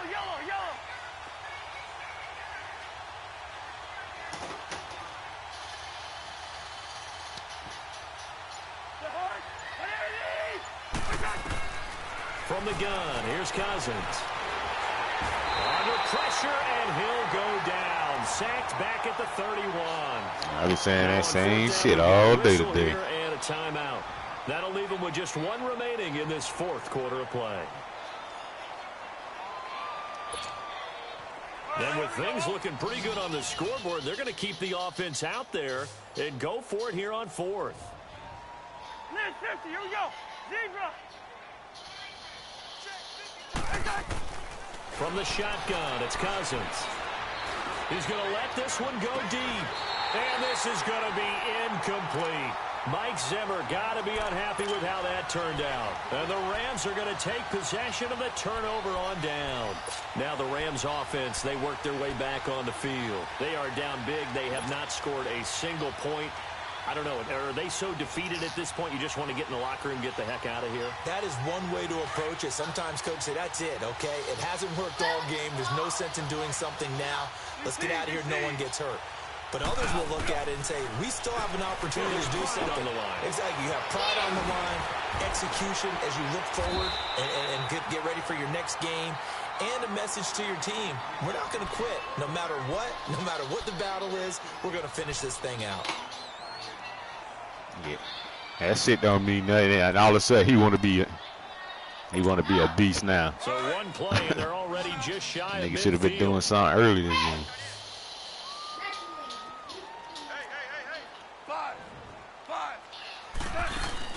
They go play action here on 1st down. Out left, he's got it to Everett. A really nice gain of 25 yards. Nice game there, partner, but you and I both know that won't do anything for the final score. They're not going to win this one. Right now, they're playing for pride and fantasy points. And just to erase that goose egg, nobody wants to be shut out. Now a play fake here on first down. Now a desperation throw deep downfield. Oh, he had 6 points in his hands there. Couldn't hang on. Second down. Another wayward pass. You know, things started out poorly in this game, and to be frank, they just really haven't gotten much better. And all that does is embolden a secondary. They feel good about what's going on, and they just play better and better. Here's Gall. And the hit jarred it loose. It's incomplete. We have not seen a whole lot of wide-open receivers. Everything seemingly has been contested. And that's another nice job there to force an incompletion. They've been very cohesive, knowing each other's moves all game long, and they've been on the spot just about every time. And they've held them in check on the scoreboard. And his kick is absolutely perfect. And they'll get back 3, but this remains a large deficit. Well, it's a Pyrrhic victory at best, but, Charles, no team wants to get shut out, so it's hard to blame them for taking the 3 there. You can't blame them one bit. It hasn't been the best performance, that's for darn sure. But there is something to be said for fighting to avoid the goose egg, and they're at least trying to finish out strong. What a spin. And now running right through it. And they're going to wind up with pretty good starting field position as they get it up past the 35. Well, a little drama there at the end, but really this thing was already decided. The late points get scored, and then it ends on the kickoff. And I'm right there with you, partner. At the end of the game, they knew what they had to do. Just make sure you don't cough up the football at the end. Just take care of it, and victory was theirs, and that's exactly what they did. So for Minnesota, they're on a nice early roll as they move to 3-1 with a win here. And they'll get a few extra days to savor this one before they take on the Philadelphia Eagles. Meanwhile, for L.A., they'll sink now to 0-4. And they'll be on the road next week as they get a date with the Seahawks in Seattle. I'm Brandon Gaudin. Certainly have to thank Charles Davis, my broadcast partner, and our entire crew. We'll catch you next time right here. It's the NFL on EA Sports.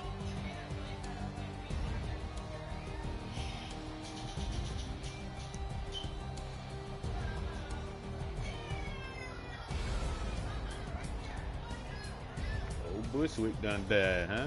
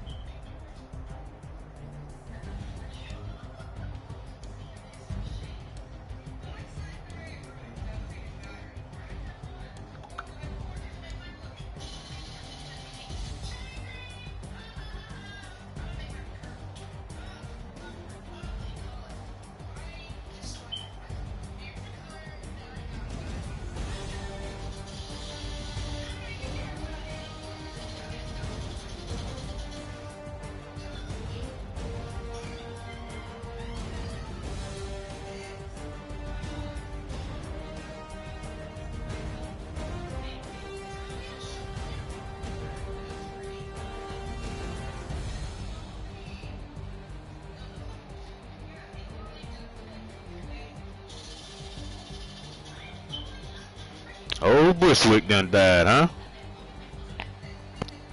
Yeah.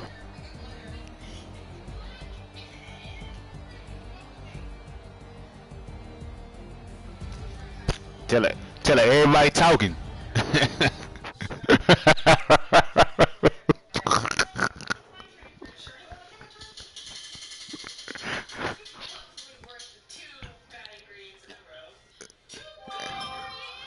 Fuck it. Hey, who the party leader in that bitch? Oh, the great. Hey, roll call. Roll call.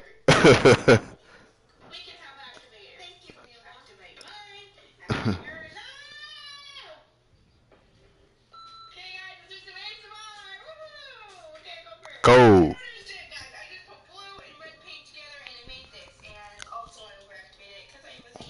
Yes, sir. Yeah.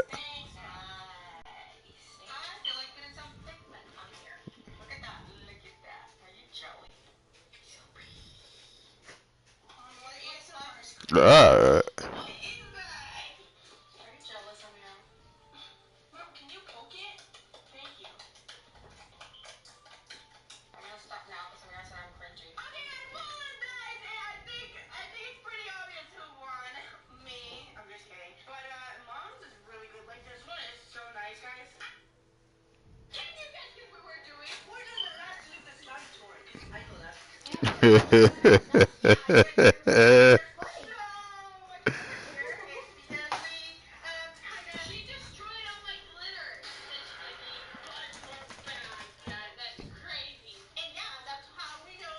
oh, and look, he got AJ trying to do a party. Ain't no, ain't nobody moving.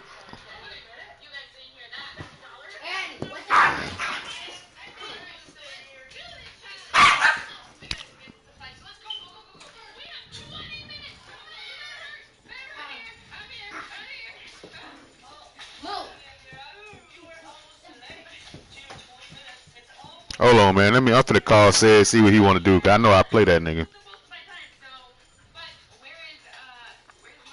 Oh, hey, somebody just left anyway.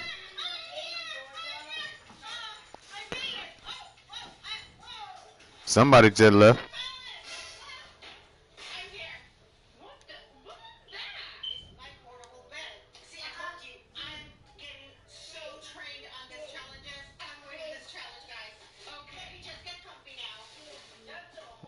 Yeah.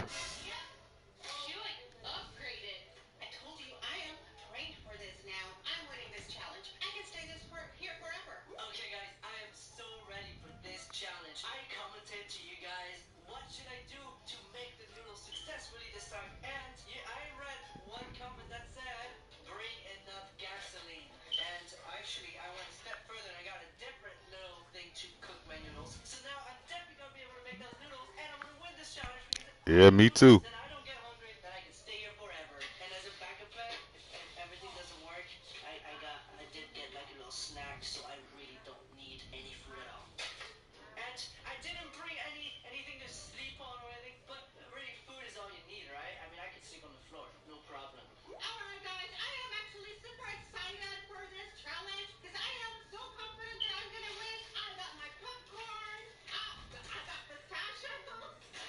No, they don't, boy. No, they don't, boy. There ain't nobody get nothing out.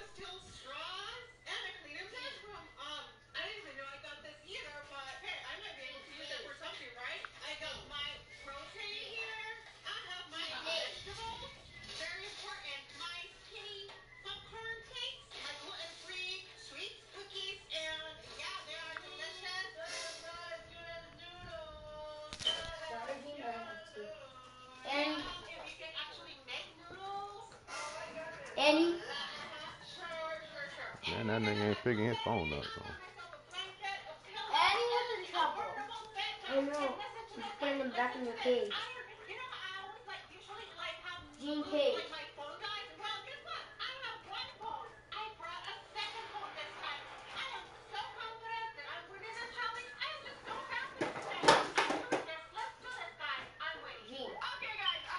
What up, man? You ready to do it?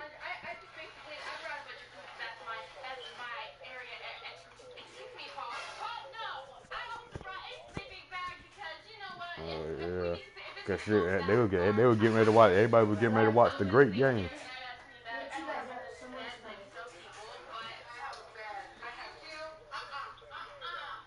No, cause I got my own thing I gotta do today. I was supposed to have been at the movies already. Yeah. All right. Yeah.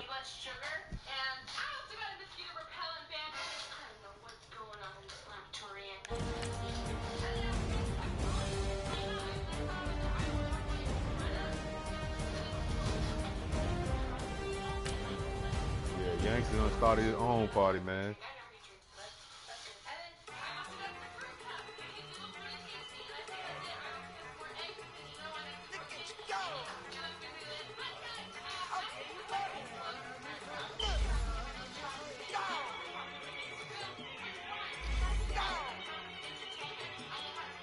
want to listen. That nigga got get him boy in there. That nigga be talking reckless.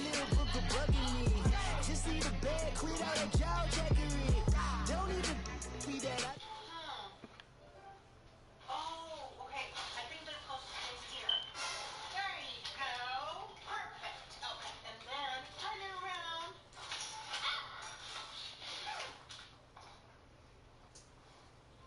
I was just testing it to see if it was strong enough. I'm pretty sure I can figure this out. Alright, so I'm sitting in like the perfect spot. I got my whole slime collection. Well, not my whole slime collection, but a very big portion of my slime collection here. And so I can just, play with my slimes. I have figured this out! Oh. My problem with you is trying to sleeping bag like the rest of us. I'm really hungry now, so I'm actually going to start making my noodles because, well, I don't know how long it's going to take to cook, so I'm going to figure this out. Well, just don't give up. Number to the Marriott and took me so long to get it, gonna spread it out. Let them know all about me when I'm dead and gone. One in the hand, one in the bag, bubbling. One in the hand, one in the bag, bubbling. Look at the cash, bubbling. Look at the cash, bubbling. One in the hand, one in the hand, one in the hand, one in the bag, bubbling. Look at the cash, bubbling. Look at the cash, bubbling. I'm in it, all the fries you can give me, all the hot sauce, all the pie you can give me. Better be all in nothing, don't have me in the middle. You better be all you can, in the limit. Yeah, super fly for the dumbos, 20 slides like a shuffle. Hit the cadence on my young Isaac Hayes, Billy Ocean, brought the old with the cane stick. Let my slippers at the function. It's hard to run the Gucci slides. That bet you say you didn't never. I'ma stand up. Jackie Chan, no travel. Can't clean it with the beat. Dripping from the. No, Lord, not me. I can never be the one you want to stuff for. Money, that machine. The fair got my stove. R.I.P. the times that I was broke. Acting like a 9/11 folks. Matte black, liquor clean. Dead places when I'm a local. Cooking up canard. Waiting for the antidote. Running out of time. Pictures thinner than a penny hoe. I don't do that. In my prison, you know what I tell you? Get over it. He's gonna get this.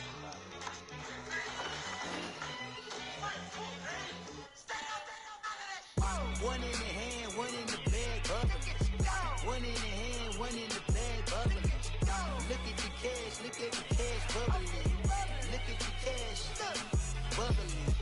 One in the hand, one in the hand, one in the hand, one in the bag, bubbling. Look at the cash, bubbling. Look at the cash, bubbling.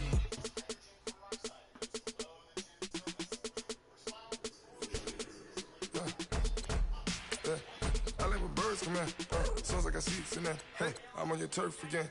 This, that, you from the back of the. I got a girl, Brad. She go to battle. LOD logo the tag. I go in back of the. They all from that. My diamonds, they all look at. This, that. I go to bed on bed. I got the demon on flats. I got it in the back. Haters, they talk the chat. They step on the rock, don't matter. I'm a cave back, 400K. I found out where you lay at. I got the lurking and they hate cats. Pockets they fat. That's what I was looking from the block and they scamming, they know what banks at. I got the work on the avenue, they know what tanks at. I got the that live in the mansion, they know what that. I got some that's up in the jet and they know what that. I came on top of the building, yeah, we had a plan. We came on top of the building, yeah, we never ran. Down there, thought that I had a fan. Oh, hey, 10 o'clock, got a flight out, yeah, I'm going back out to Japan. I got 2 Billy truck and a bitch door with a land. Bruce Wayne, I'm Batman, I'm best man. I got my best man, I go to hotels when I step out, yeah, your boy got a doorman. I go to nightclubs with yeah, they call me the madman. All right, Coach, we are pleased as always to be bringing you coverage of the National Football League on EA Sports. We thought the old place was loud. Somehow this place got even louder a short time ago as the Falcons were introduced to this sellout crowd. We're set to go as the Falcons get ready to match up with the New York Jets.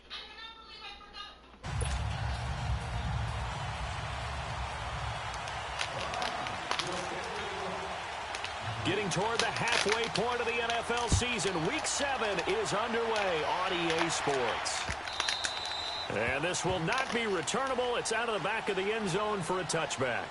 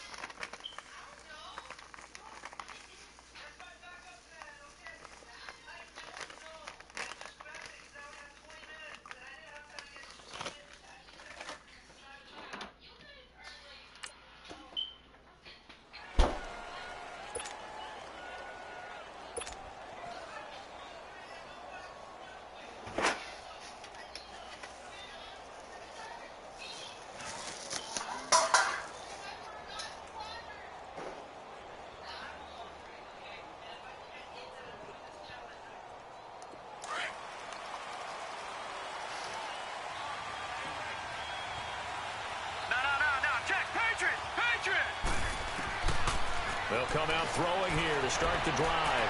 Trying to get it to Beckham, and it's intercepted. Picked off at the 40, and he will return this one to the 30-yard line. You think back to all the interceptions he threw last week. Here we go, first play of the game, another pick.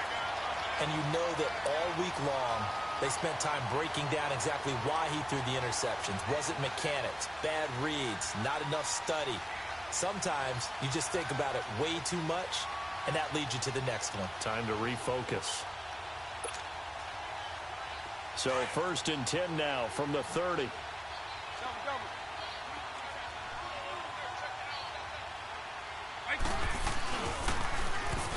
Now they'll run it on the toss. He'll get about 6 there as he takes this one down to the 24-yard line. Another good run there for a guy who, remember, on Wednesday was named NFC Offensive Player of the Week for what he did a week ago. Yeah, and you know it takes some solid runs and some extra special ones in order to win that type of an award. I think he's locked in and wants to get it done a second time.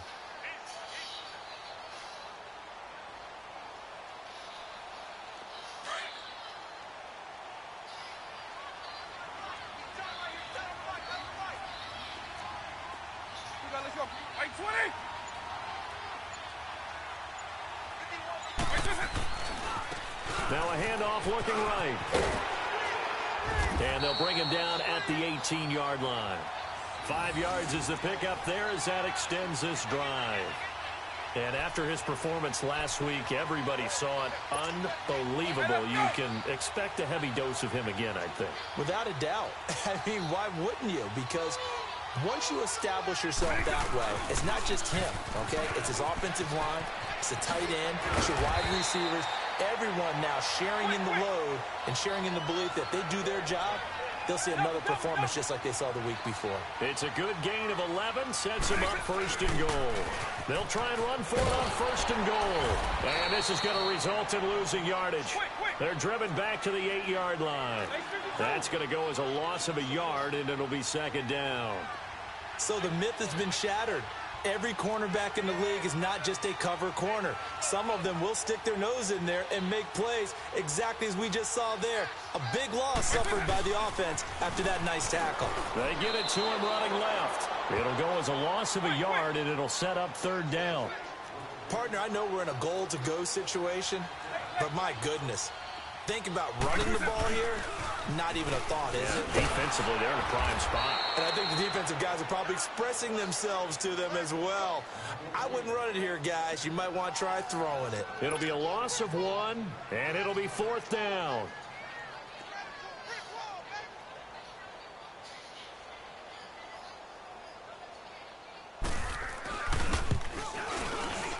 And Bryant's kick is good. And the Falcons are out to a 3-0 advantage. So the first points of the night belong to our home team as they're able to take the opening kickoff and at least get 3 points out of it. Yeah, and that helps the crowd, right? Helps people feel good about why they're there watching this game. They moved the ball well on their opening drive. And they will not get a chance to return this one as it's through the end zone for a touchback. The Giants offense now gets ready to head back onto the field. And last time, one play interception. So this offense, they should be fresh. That's a good way of putting it. And I can't wait to see what they decide to do with play calling. Because a one-play drive where you throw an interception, a lot of people think the very next time out, run the football, don't give them a chance. Maybe play action? I think maybe you go play action, show your quarterback, get a little confidence in him, and let him fling another one. And he's able to plow forward up to about the 29, just shy of the 30. And now a timeout defensively by the Falcons. They'll have 2 remaining as we step aside here in this first quarter.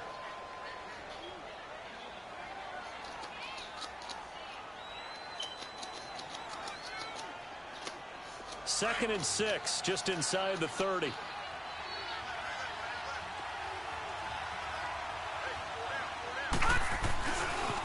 And they'll go on the ground. Trucks through him. Oh, man, right through him. And he'll be brought down shy of the 40 at the 38-yard line. And the Falcons going to use another timeout. And that's their second charge timeout here in this first quarter. They're down to 1 remaining. Chicken and stuff, the thing's on with them. So here's a 1st and 10 at the 38. Watch him now, Barney!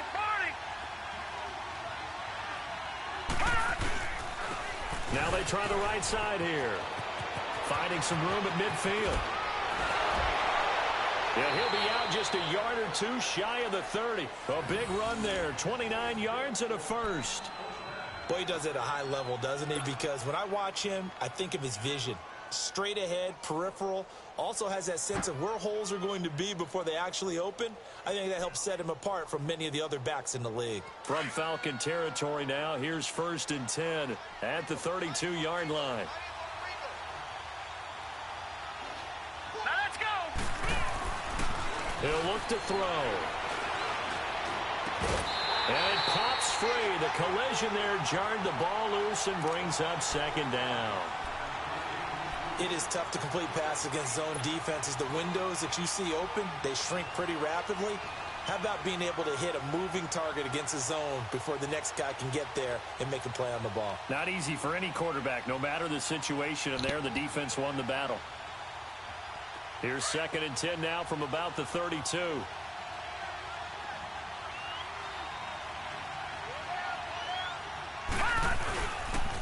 And they'll run it here. And he will cross the 30 down to the 29-yard line. Call it about a gain of 3, and they'll be looking at a 3rd and 7 coming up.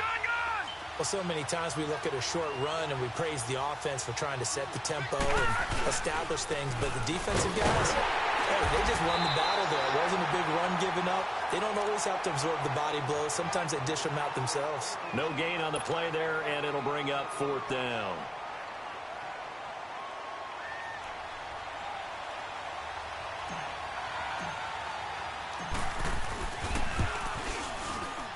And this will split the uprights. It's right down the middle, and that will tie us at 3-3.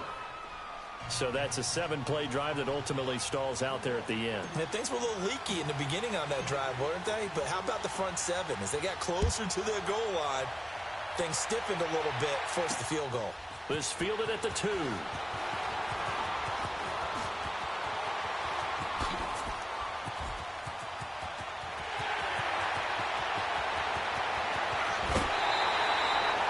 The type of return that puts a tremendous amount of pressure on the defense now. They've got to go out on the field almost like it's a sudden change, almost like it's a turnover. They've got to go out there and try and stop them. But, boy, what a tough spot they're in.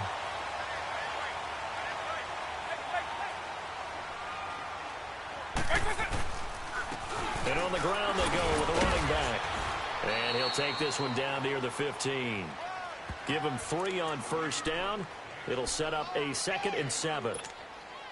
So they held him to a short gain on that one, and it almost felt like on that first run, they were trying to just throw the jab at him. So how do you stop a jab? Get closer and smother it, just as they did on that last play. And they'll try the ground game here with the running back. And he's going to fight his way forward here for a modest gain. 4 yards on the pickup there as it'll leave him with a 3rd and about 4 more for a 1st.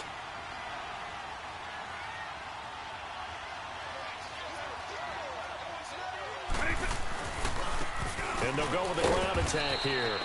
And he'll take this one inside the 10, down to the 8.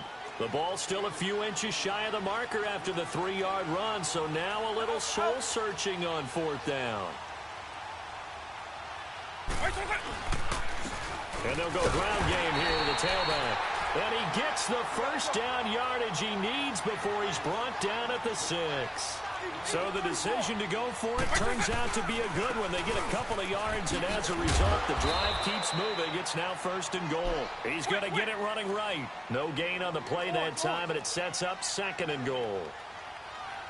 Okay, no score on that play, but this guy's been a touchdown machine all year long. You know they trust him with the football. They get it to him running left. And he stopped immediately there. It'll go as no gain on the play, and now they're looking at a 3rd and goal. So stuff for no gain on 2nd down brings up a pretty interesting 3rd from this distance. I'm throwing the ball, and I'm not even thinking about play pass. I'm going to let them know right away I'm throwing it. I'm probably giving my quarterback some room, sprint him out to one side or the other, and give him an opportunity. If it breaks down, he can take off and run for it. It's about a 3-yard pickup there, but more importantly, they're still a few yards away here. It's now 4th down and goal.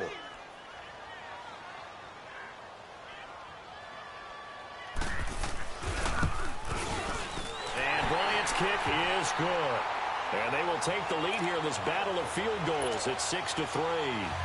So we're trading first-half field goals. No breakthrough on the touchdown front. We've got a 6-3 game. Yeah, and I know so many people look at a game through offensive eyes, right? They want to see how the game's played that way. You know how I'm going to view it, right? The defenses, to me, have responded well in this game.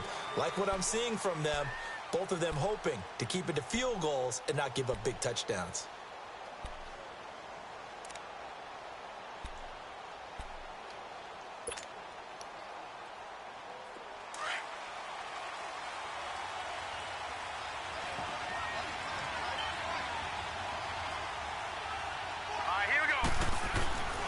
They'll try and start this drive in the air.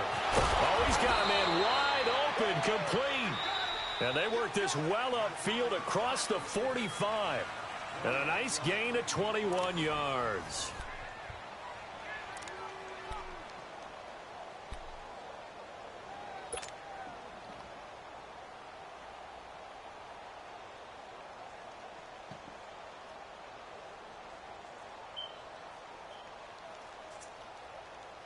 A big hitter to start the drive has him up near midfield here for 1st and 10.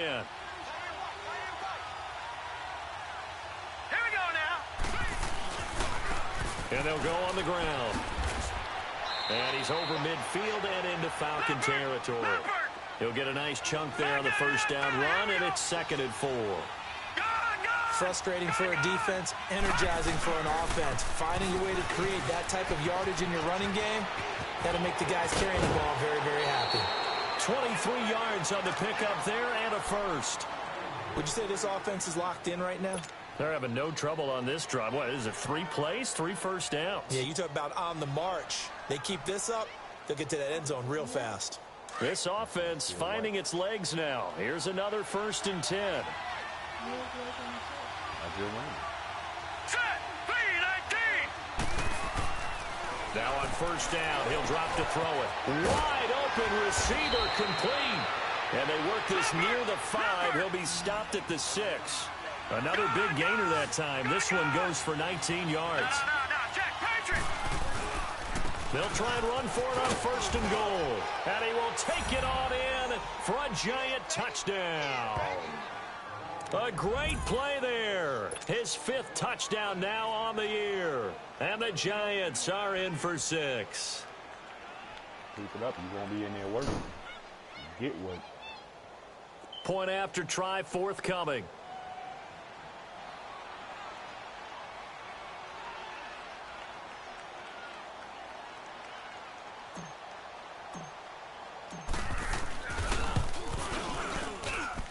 Extra point right down the middle. And the decision to just kick the extra point winds up successful.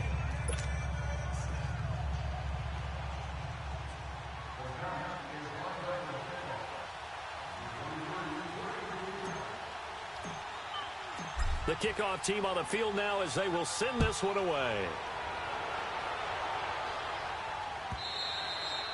And that'll carry over the back line of the end zone for a touchback.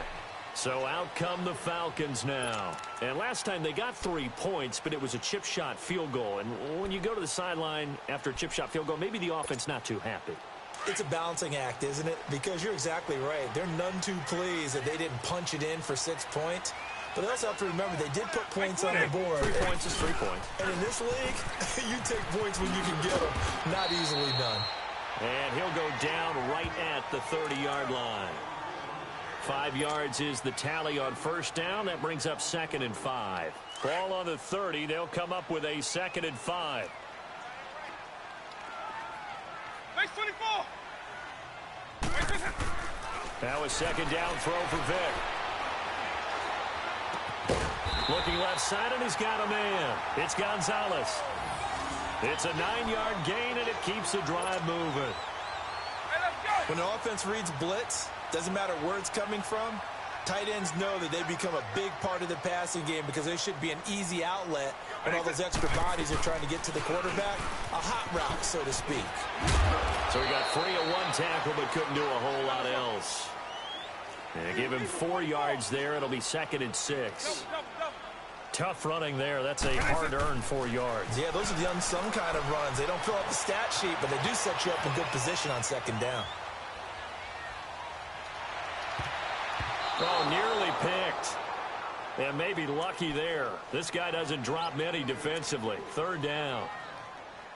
Oh, man, that was close. The opportunity to change momentum, big play, right in his hands, unable to come down with it. A sigh of relief, no doubt, on offense if that fell harmlessly to the ground. Vic to throw it. And he couldn't hang on to it through the contact. Incomplete. You can tell they were hoping for a flag there offensively. Several on the sideline motioning, hey, why not a penalty? Why not a penalty? What did you see? Yeah, I think you've got to let them play, and the officials are instructed. If there's contact coming from both sides, no flag. Let them fight it out. And forces 4th down. It'll be a 39-yard punt, 4 on the return, and it'll be Giant football, 1st and 10.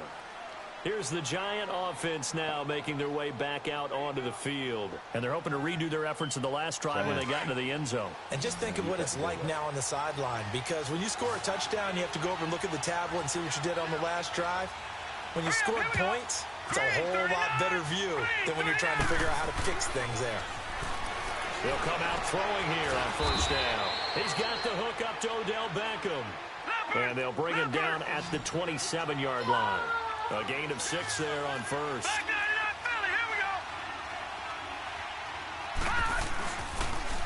On the give, this is their fullback. And the reinforcements come in as they're going to stop him behind the line. He'll wind up losing 3. And now it's 3rd down. On 3rd down, he'll drop to throw. He's going to flip one out here to his running back. It'll be a pickup of only a yard, and that's going to bring up a 4th down. A nice job of bringing that in, but why was he so close to the sideline there? They had all kinds of room in the flat. A little bit of a lack of coordination between him and the quarterback, because both of them should have seen that room that was available, that space.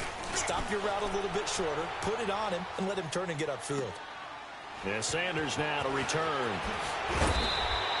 Nice job bringing that one back. 14 on the return. And the Falcons will be taking over 1st and 10. Here comes the Falcon offense now as they get set to take over here. And our game's hit a little bit of a lull here, a little bit of a snag. Punts on back-to-back drives. And old school coaches don't necessarily mind that. Didn't turn it over, right? Didn't create a big play for the other team. But right now what you're looking for is, can you gain an advantage in field position? And that's what both teams are seeking right now. Yeah, they'll be seeking to gain that advantage here on this drive. Now they'll run it on the toss. They get 9 out of that one, and as a result, the drive continues. We don't talk about it very often, but sometimes there's a dip in intensity when you start the second half, which can manifest itself in some sloppy tackling. And how about right there? He ran right through that weak tackle attempt.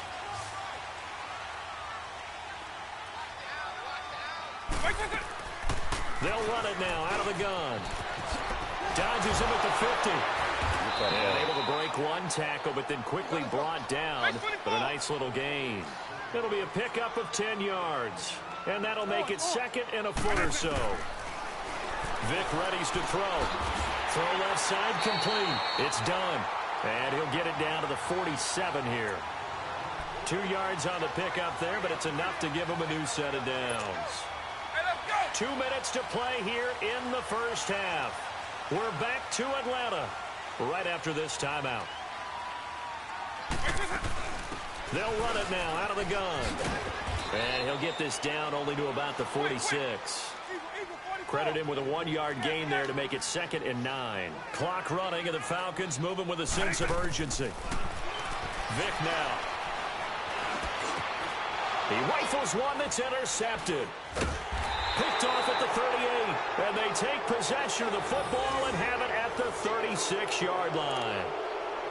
Well, this is a defense that can confuse even the best of quarterbacks with their zone schemes. And here you've got a linebacker that's going to stay at home and just sit down in that zone. And this one basically comes right to him.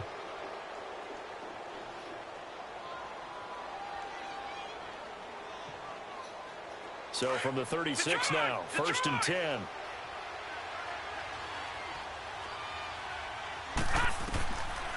They'll look to throw here. They'll set up the screen to Barkley. And he went nowhere. Well, he went backwards, back to the 33. A loss of a full 3 yards, and now it's 2nd down.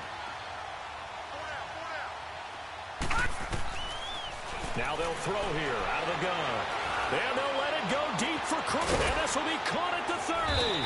And they finally do get him, but not before he reaches the 27. A big play there for the Giants. And even 40 yards.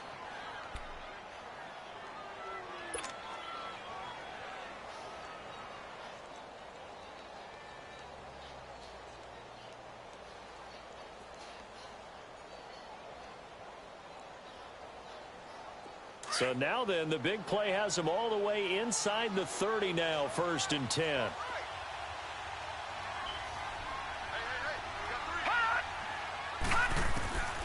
They'll look to throw here on 1st down. Under pressure, and he will go down. Sacked back at the 38. Grady Jarrett forcing his way through there to drop him for a loss of a good 10 yards.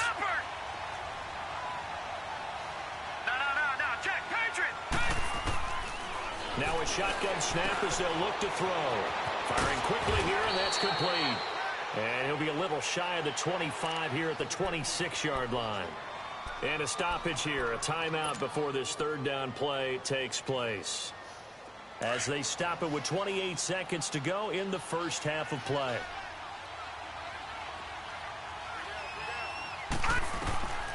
Back to throw here.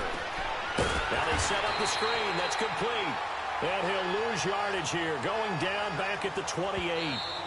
Falcons going to use their 3rd and final timeout as they stop it with 19 seconds to go in half number 1. And for the 2nd time tonight, this field goal unit comes out here. He made his first attempt, this from 4. Oh, they flip it to the kicker. He looks like he's going to throw it. And this one will not work out. It is incomplete. They pass up the 3, fake it. It doesn't work. And here now come the Falcons. And with time quickly fading here in the 2nd quarter, not sure how aggressively, offensively they want to play this. I think we'll find out just how much they trust their guys in this situation if they decide to take a shot. They go back to the air here after the INT on the last drive. Looking for Jones, and it's intercepted. Picked off at the 18. And his guys have got it back at the closing stages of the first half.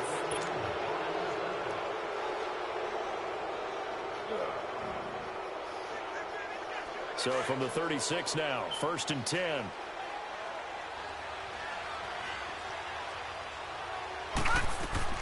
They'll throw now on the final play. He's going to go for a big play downfield. And that is incomplete. The second half upon us sooner than we bargained for. Week 7, second half. Let's do it. All right, Coach, thank you, and we welcome everyone back for quarter number 3. Second half ready to get rolling. The Giants with a lead, and they are set to receive this kick.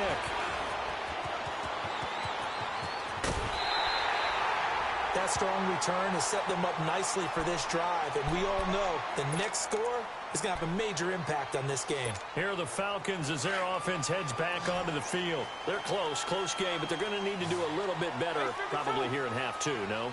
I would agree with that totally. I would guess it in the locker room. They talked about cleaning up some of the errors, but overall, I think they wanted to be positive with them. Guys, we're right there. Just not playing as well as we need to. Let's pick it up, and we still have a chance to win this game. Yeah, they do. We'll see if they can pick it up.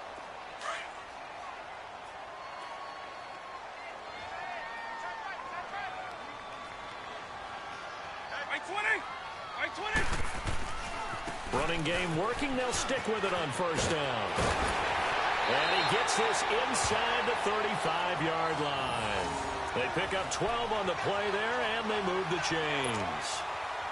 A good run there off right tackle in an old-school NFL football. The right side of the offensive line, often known as the nasty side. The left side, usually the technical side. Kind of reminds me of the old Atlanta Falcons 2009, 2010. That's how they constructed their offensive line. And he will lose yardage back to the 34-yard line.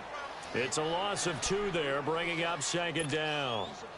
Brandon, we're into the second half, and this offense has not scored a lot of points, and that was another example of why. I think it's time to open things up and start really trying to move the ball.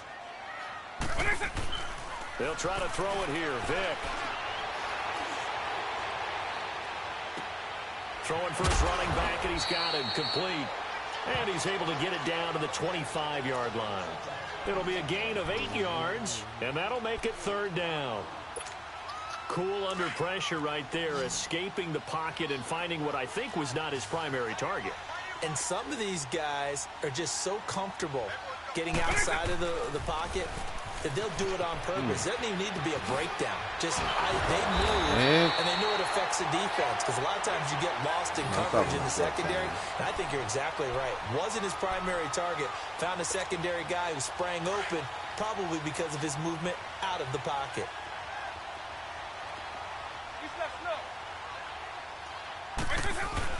Right back to him on first down. They stopped after only a yard, taking it down to the 14. You know that old expression, it's not my night? It hasn't been his so far. I don't know if the legs are a little bit heavy. Sometimes having to hang out all day and play doesn't exactly play to your advantage, but it's been a tough go for him. And every time he looks up, somebody's there defensively. That was the same case on that play. And for one of the first times tonight, he's going to be held up at the line of scrimmage. No gain on the play there, so that doesn't help. Now they're looking up at a 3rd and 9 situation. The Falcons on third down. Just 1 for 5 to this point. This is 3rd and 9. Now here's Vick. Being chased out left. Sideline throw, it's complete. And a nice job there of keeping the toes inbounds. It'll be a gain of 8, but it'll also lead to a 4th down. I know where we're headed on this. Terrific catch, gets his feet down, sets up a 4th down and short situation. I bet we're wondering, why didn't he get to the first down marker running his route? Am I correct? You got to know where the marker is, right? Got to figure it out. I know every receiver is taught that. Sometimes circumstances change it. At least they have an opportunity to make a decision and not much yardage to go. And he won't have the touchdown, but he will have the first down as he's tackled at the 2. So give him the first down. 1st and goal after a pickup of 4 and the decision to go for it. Oh, that's bullshit. Touchdown, Atlanta. A great effort there. Touchdown number 15 of the year. And the Falcons are in for 6. Well, they had their chances in the first half, you remember, but had to settle for 2 field goals. This time they come away with 6. I think they actually got affirmation about what they were doing by getting a touchdown, because the field goals means they got in range, but couldn't quite finish it off. This time, they broke through, and that's great for the old confidence. And on the sideline, difference of a feeling between 3 and 6, is it astronomical or no? It can be at times, that's for sure. A lot of times the field goal feels like a disappointment. The touchdown, well, that tells you you're getting it done. Here's the Giants offense now getting set to start the third quarter. They're down in this game. A chance for the offense, though, to put something on the board, get some momentum here in half 2. Try and get things kick-started for them. And you know at the half, they discussed how they were going to get that done. This is where scripting comes into play a lot of the time. How many plays do you script coming out of the second? Most of the time in the first half, you're scripting 12 to 16. I think in the second half, you're really scripting more like 8 to 10. Kind of a starter or an opener, whatever terminology they use, just something to get you off to a quick start.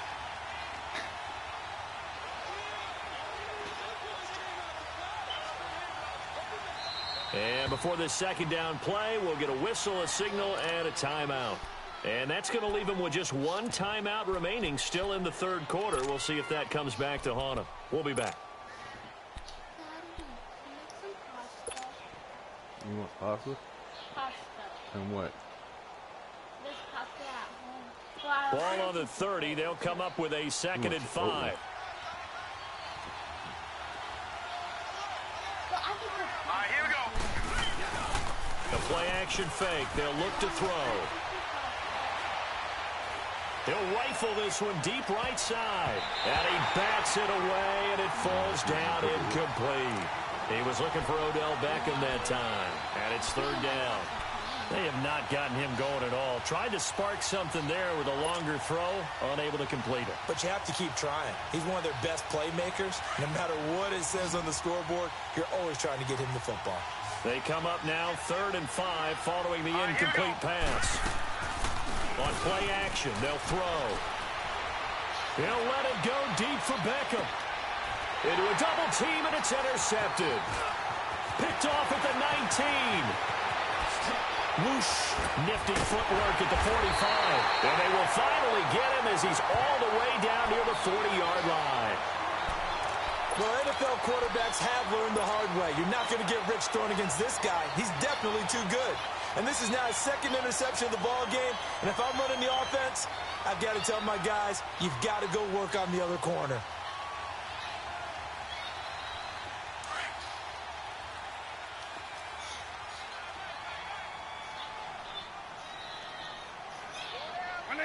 White 20.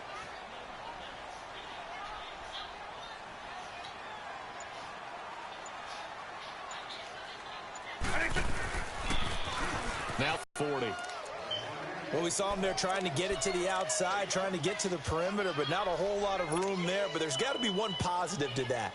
If you keep moving laterally, creases tend to develop as the game moves on, and they can run it back inside later. 90.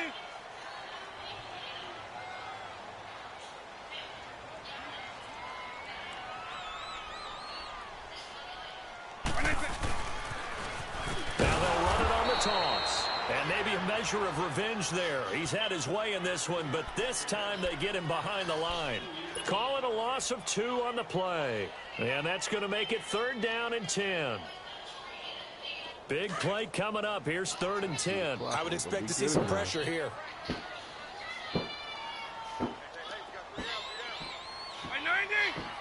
The pressure drops off as they'll look to throw. Over the middle, complete. That's Gonzalez. And he's going to get it down to the 33-yard line here. They do get 9, but it leads to 4th down. And that was a nice catch, and if the goal was to get into field goal range, it certainly appears that they accomplished that. Well, and sometimes that's what you dial up in these situations, right, when you want 3? Well, if the goal was to get into field goal territory, even though it'll be a long attempt, I think they accomplished that. And sometimes you have plays for that. It's not always a first down when you want 3, get a little bit closer, make it an easier shot. Yeah, sometimes you just have to concede to the defense, and they know what you're trying to get done, and to try and get any more than that is almost folly. Take what you can get, maybe have an opportunity to put 3 points on the board. Thank you. Thank you. I am, man. The 4th down run successful. Now they look to pay it off on 1st down. Trying to shake off the interception from the last drive. He'll look to throw. He's got his man on the crossing route. And he'll have it past midfield almost to the 40 before being taken down. That one goes for 24 yards. On first down, he'll drop to throw. And he whips that one incomplete there. And that's one he's got to be happy to have back. There wasn't a hole open in the zone. You'd have to think on early downs like that first down there. The pitch I took wasn't good enough for you? Yeah, fortunately for him, got a couple more downs to play with. Here now is 2nd and 10, again from the 41. Off the play fake, he'll look to throw.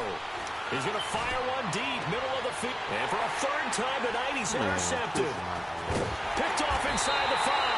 And he'll be stopped shy of the 15 at the 14-yard line on the return.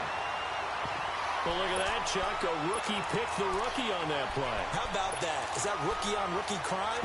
But you know what happens, too. If you're a rookie defender, you tend to adjust to the game a little bit quicker than if you're a quarterback. Too many things still going through his mind. And on that play, the rookie defender won the battle. Now they'll run it on the toss. Ooh, the juke.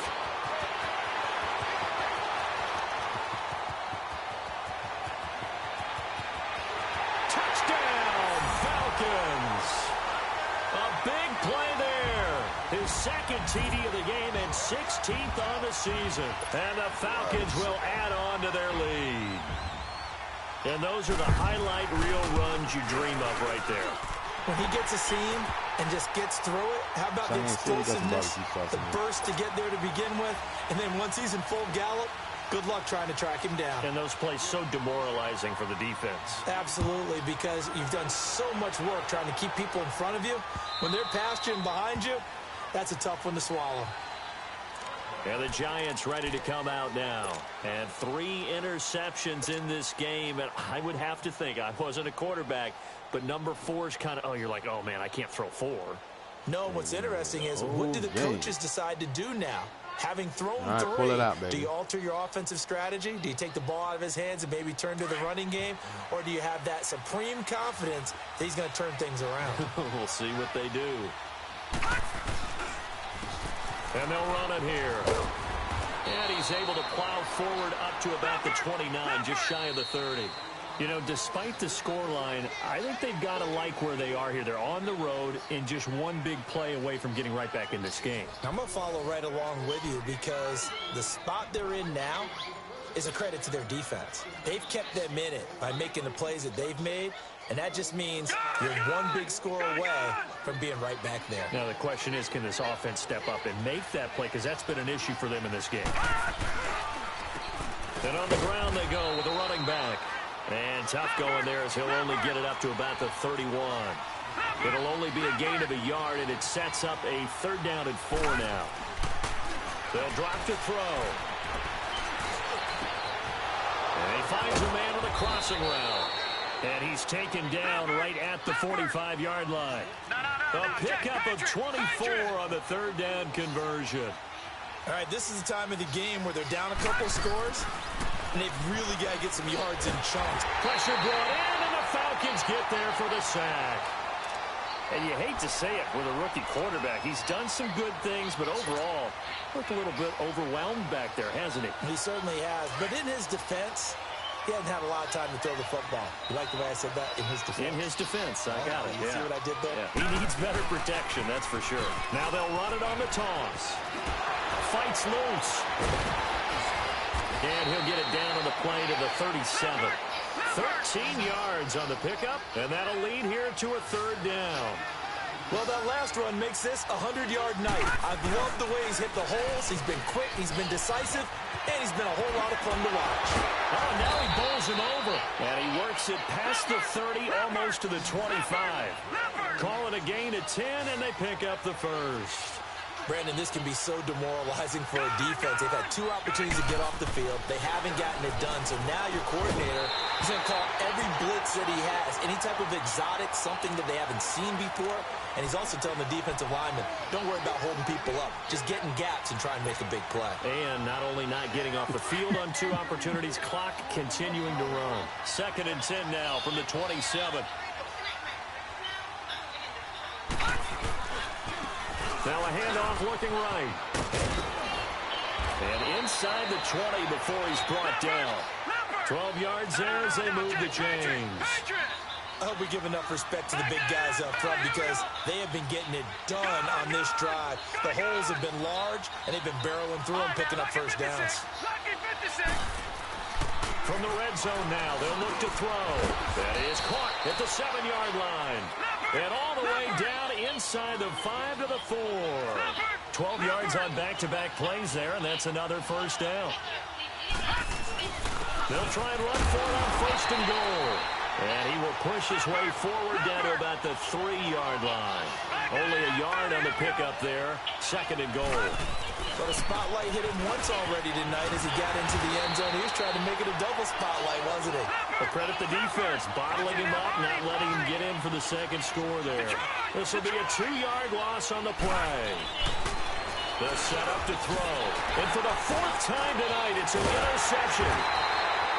Picked off down at the 2. And a big turnover there as his guys will get the football back.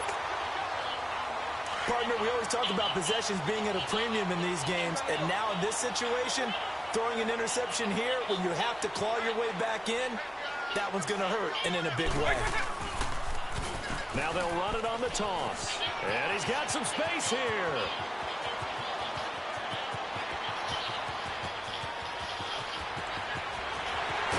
And he'll take it into the end zone. Touchdown, Atlanta. A great play there. 94 yards. And the Falcons will extend their lead. He keeps carrying the ball into the end zone, and in this one, he's sort of carrying the team on his back. He's the reason that they lead right now. No question about it. And you talk about on his back, he's not minding the extra weight at all, is he? Carrying that just as lightly as he does the football. Yeah, what a great performance so far. Those 3 touchdowns, it's got him in the lead. This fielded a few yards into the end zone. And he'll wind up getting an extra couple yards here for his trouble as he'll bring this one out to the 27. And New York set to take the field. And they had a nice little drive going last time. Threw the interception in the red zone. Costly. Bad enough to throw it anywhere, but that drives coaches insane when they're thinking about, hey, we've got a shot at points already. We're already in a spot where you're thinking you got 3 on the board for sure. And the Falcons get there. The Falcons get the sack. Down he goes. We've been around this league for a while, and many coaches never pull their starting quarterback, almost no matter the situation. In this case, though, I think he's got to make a decision. He's taking a pretty good beating out there. Yeah, and with the deficit, maybe not wanting to risk an injury. He'll drop to throw. And incomplete there. A nice hit. Jars the ball free and brings up 3rd down. That's very well timed there defensively because it's not a bad throw, but the collision came at the exact time he was reaching to bring in the football. Really, really well done. Decent offense, just better defense. I think you're right.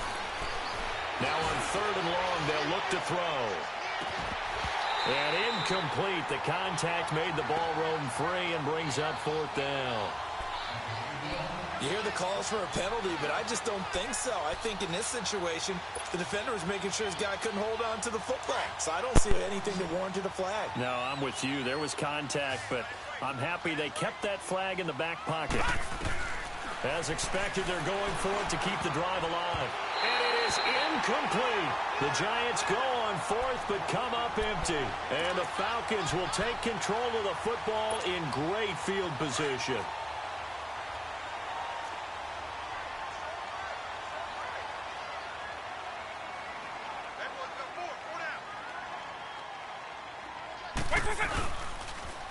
Now they'll run it on the toss. And he gets it inside the 10 to the 9. It's a nice pickup of 12 yards, and it gives him a 1st and goal.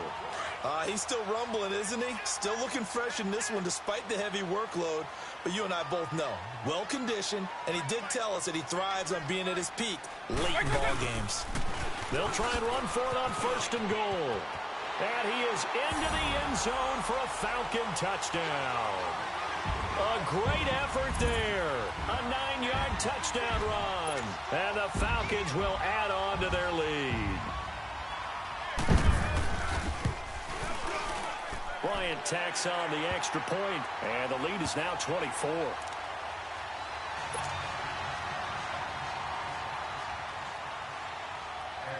Now here's Bryant to kick it away. Now Jones.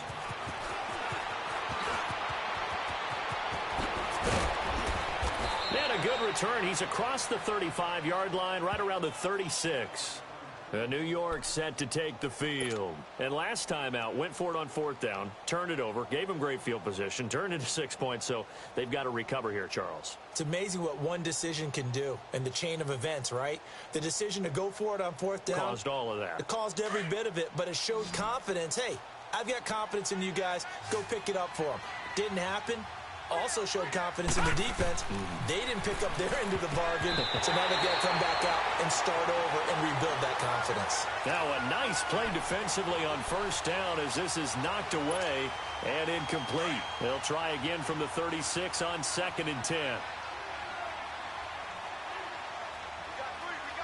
Now let's go. Green 39. Green 39. He'll try again with the arm here on 2nd down. He's going to loft one deep left side here. And the hit jarred it loose. It's incomplete. Even without a ton of pressure in his face, it just shows how difficult it is to pick apart his own defense. Those guys are sitting back, and they're not playing receivers as much as they're playing the eyes of the quarterback and when he delivers the ball. So back-to-back incompletions, and that has him staring at a 3rd and 10. They'll set up a throw. Finding a safety valve here. That's complete. And he went nowhere. Well, he went backwards. Back to the 33. Time for a break. This one, all over but the shouting. We'll finish it after this.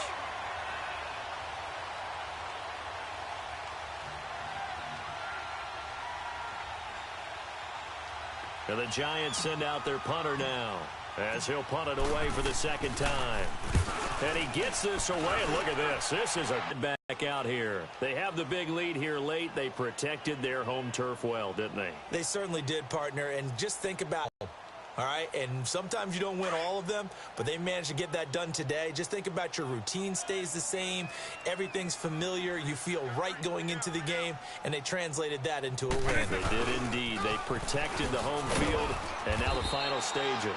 Gets it up around the 22, but no further. Did flash the fancy footwork, but not much to show for it. That's it. That's what you want. Straight ahead positive gain. Just keep that clock ticking. Now they'll run it on the toss. And oh, he spins past him and into space. And he'll get this up over the 25 to the 26. Call it a gain of 5 that time, and they'll be left with a 3rd and about 4.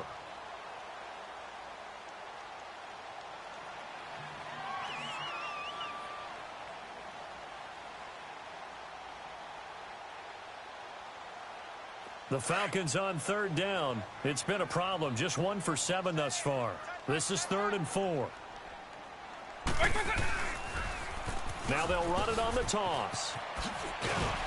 And he'll fight forward to about the 27-yard line. Just a 1-yard pickup there, and it'll be 4th down. So where'd all that running room that he had in the first half go? Because it looks like it's drying up a little bit here. Someone made some adjustments, it appears, at least on this drive. And in great field position.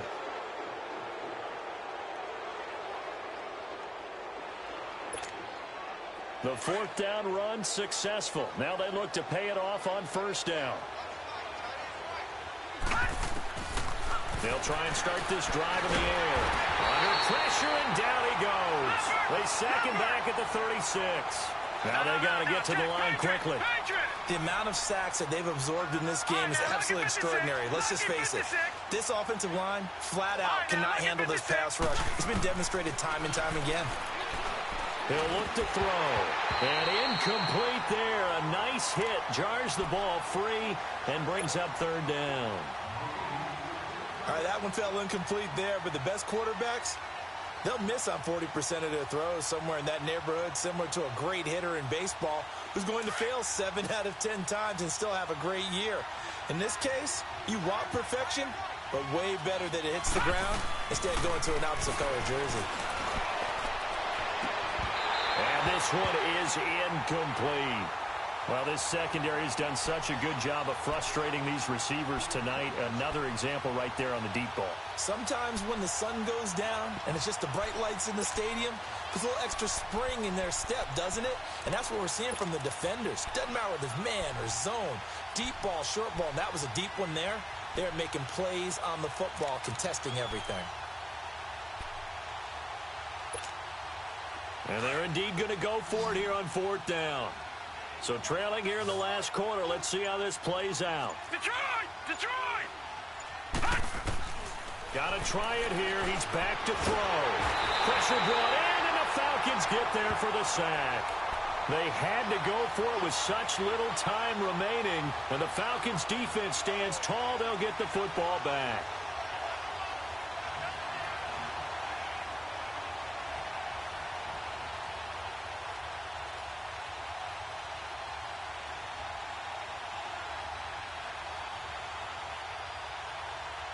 Good starting field position for them as they come up 1st and 10.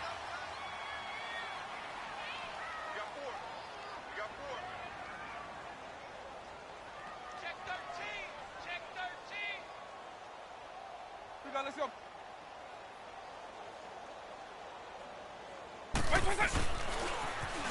Now they'll run it on the toss.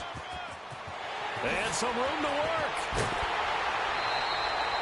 A big hitter there. A first down gain of 26 yards. Well, we're beyond the tone setting right now. This guy's been the bell cow all day, and they'll continue to rely on him to move the chains, drain the clock, and lead his team.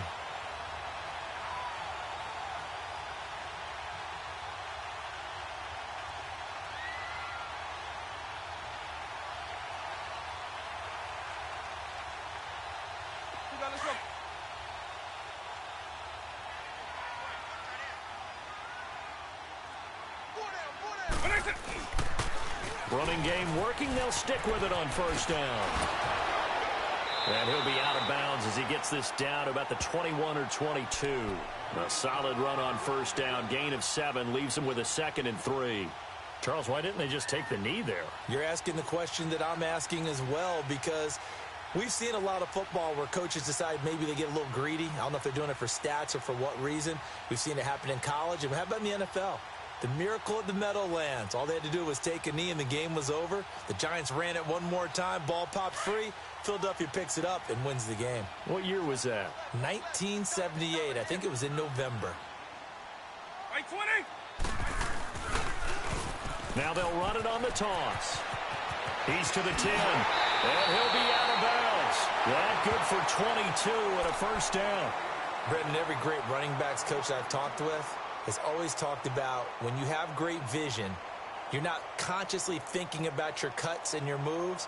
You're just doing them. And I think that's what we're seeing tonight. He's about run them into submission, hasn't he? You took the words right out of my mouth. I was just going to use that phrase. He has run them into submission. Wave the white flag. Well, they probably don't need to run a play here, but you wonder if they're going to be able to resist on 1st and goal.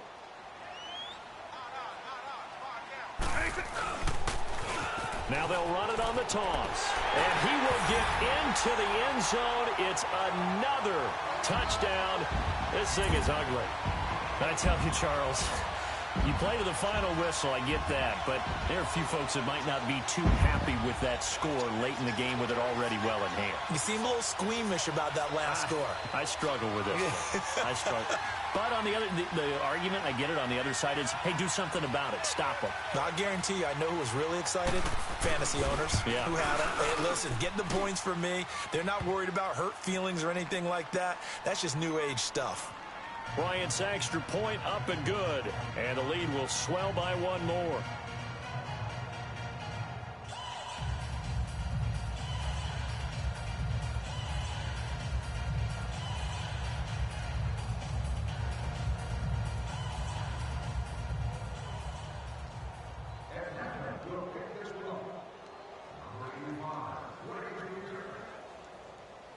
Now here's Bryant to kick it away. This is fielded a couple yards deep. And he'll take this up past the 20 and down at the 22-yard line. New York set to take the field. They've lost this one. Their offense has struggled.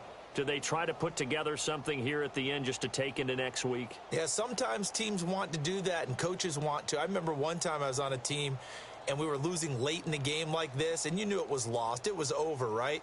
And the coach called a running play and pretty much said to everyone, I want to see something executed well before we get out of here. And that was the message to the team. Just something to build on. Just something to build on, get it done, and maybe we can look at that and say, we'll get better as we go forward.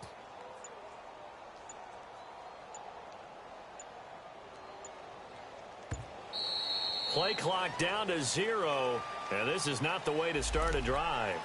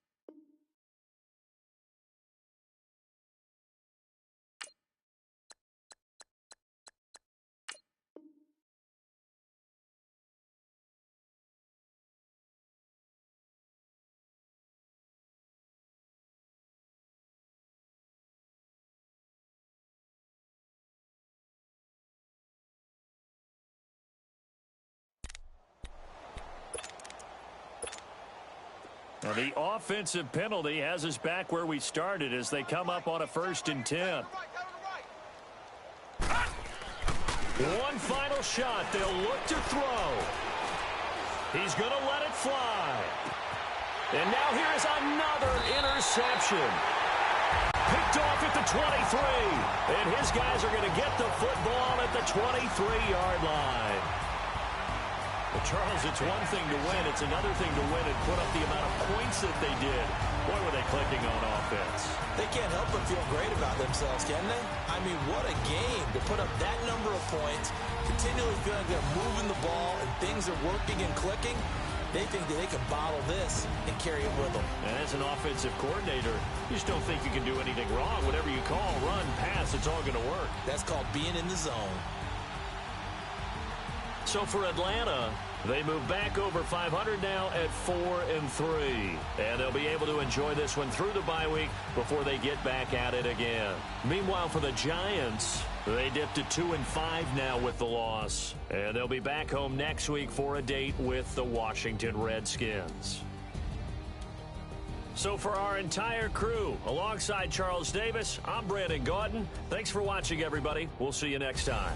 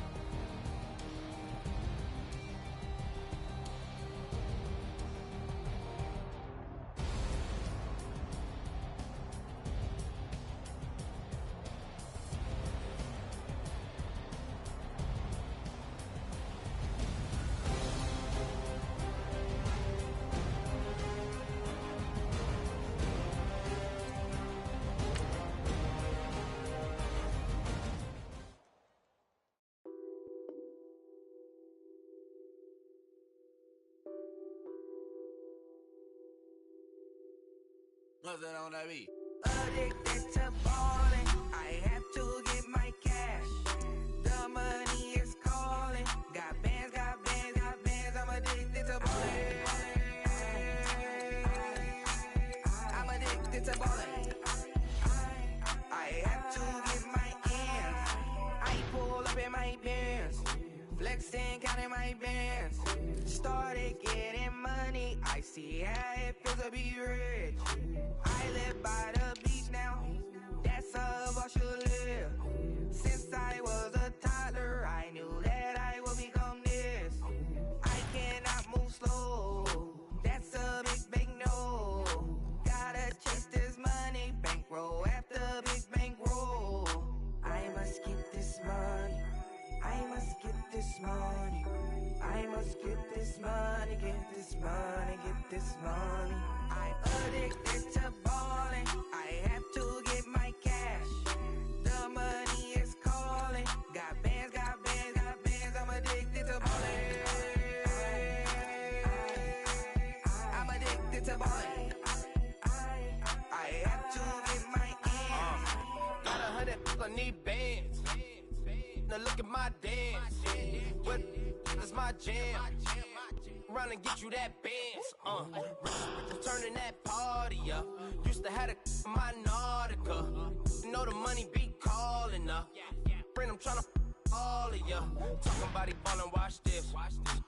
Started let me too quick. Went to Oakland with a few. Took 'em all you break. Dip. Yeah. Imagine what I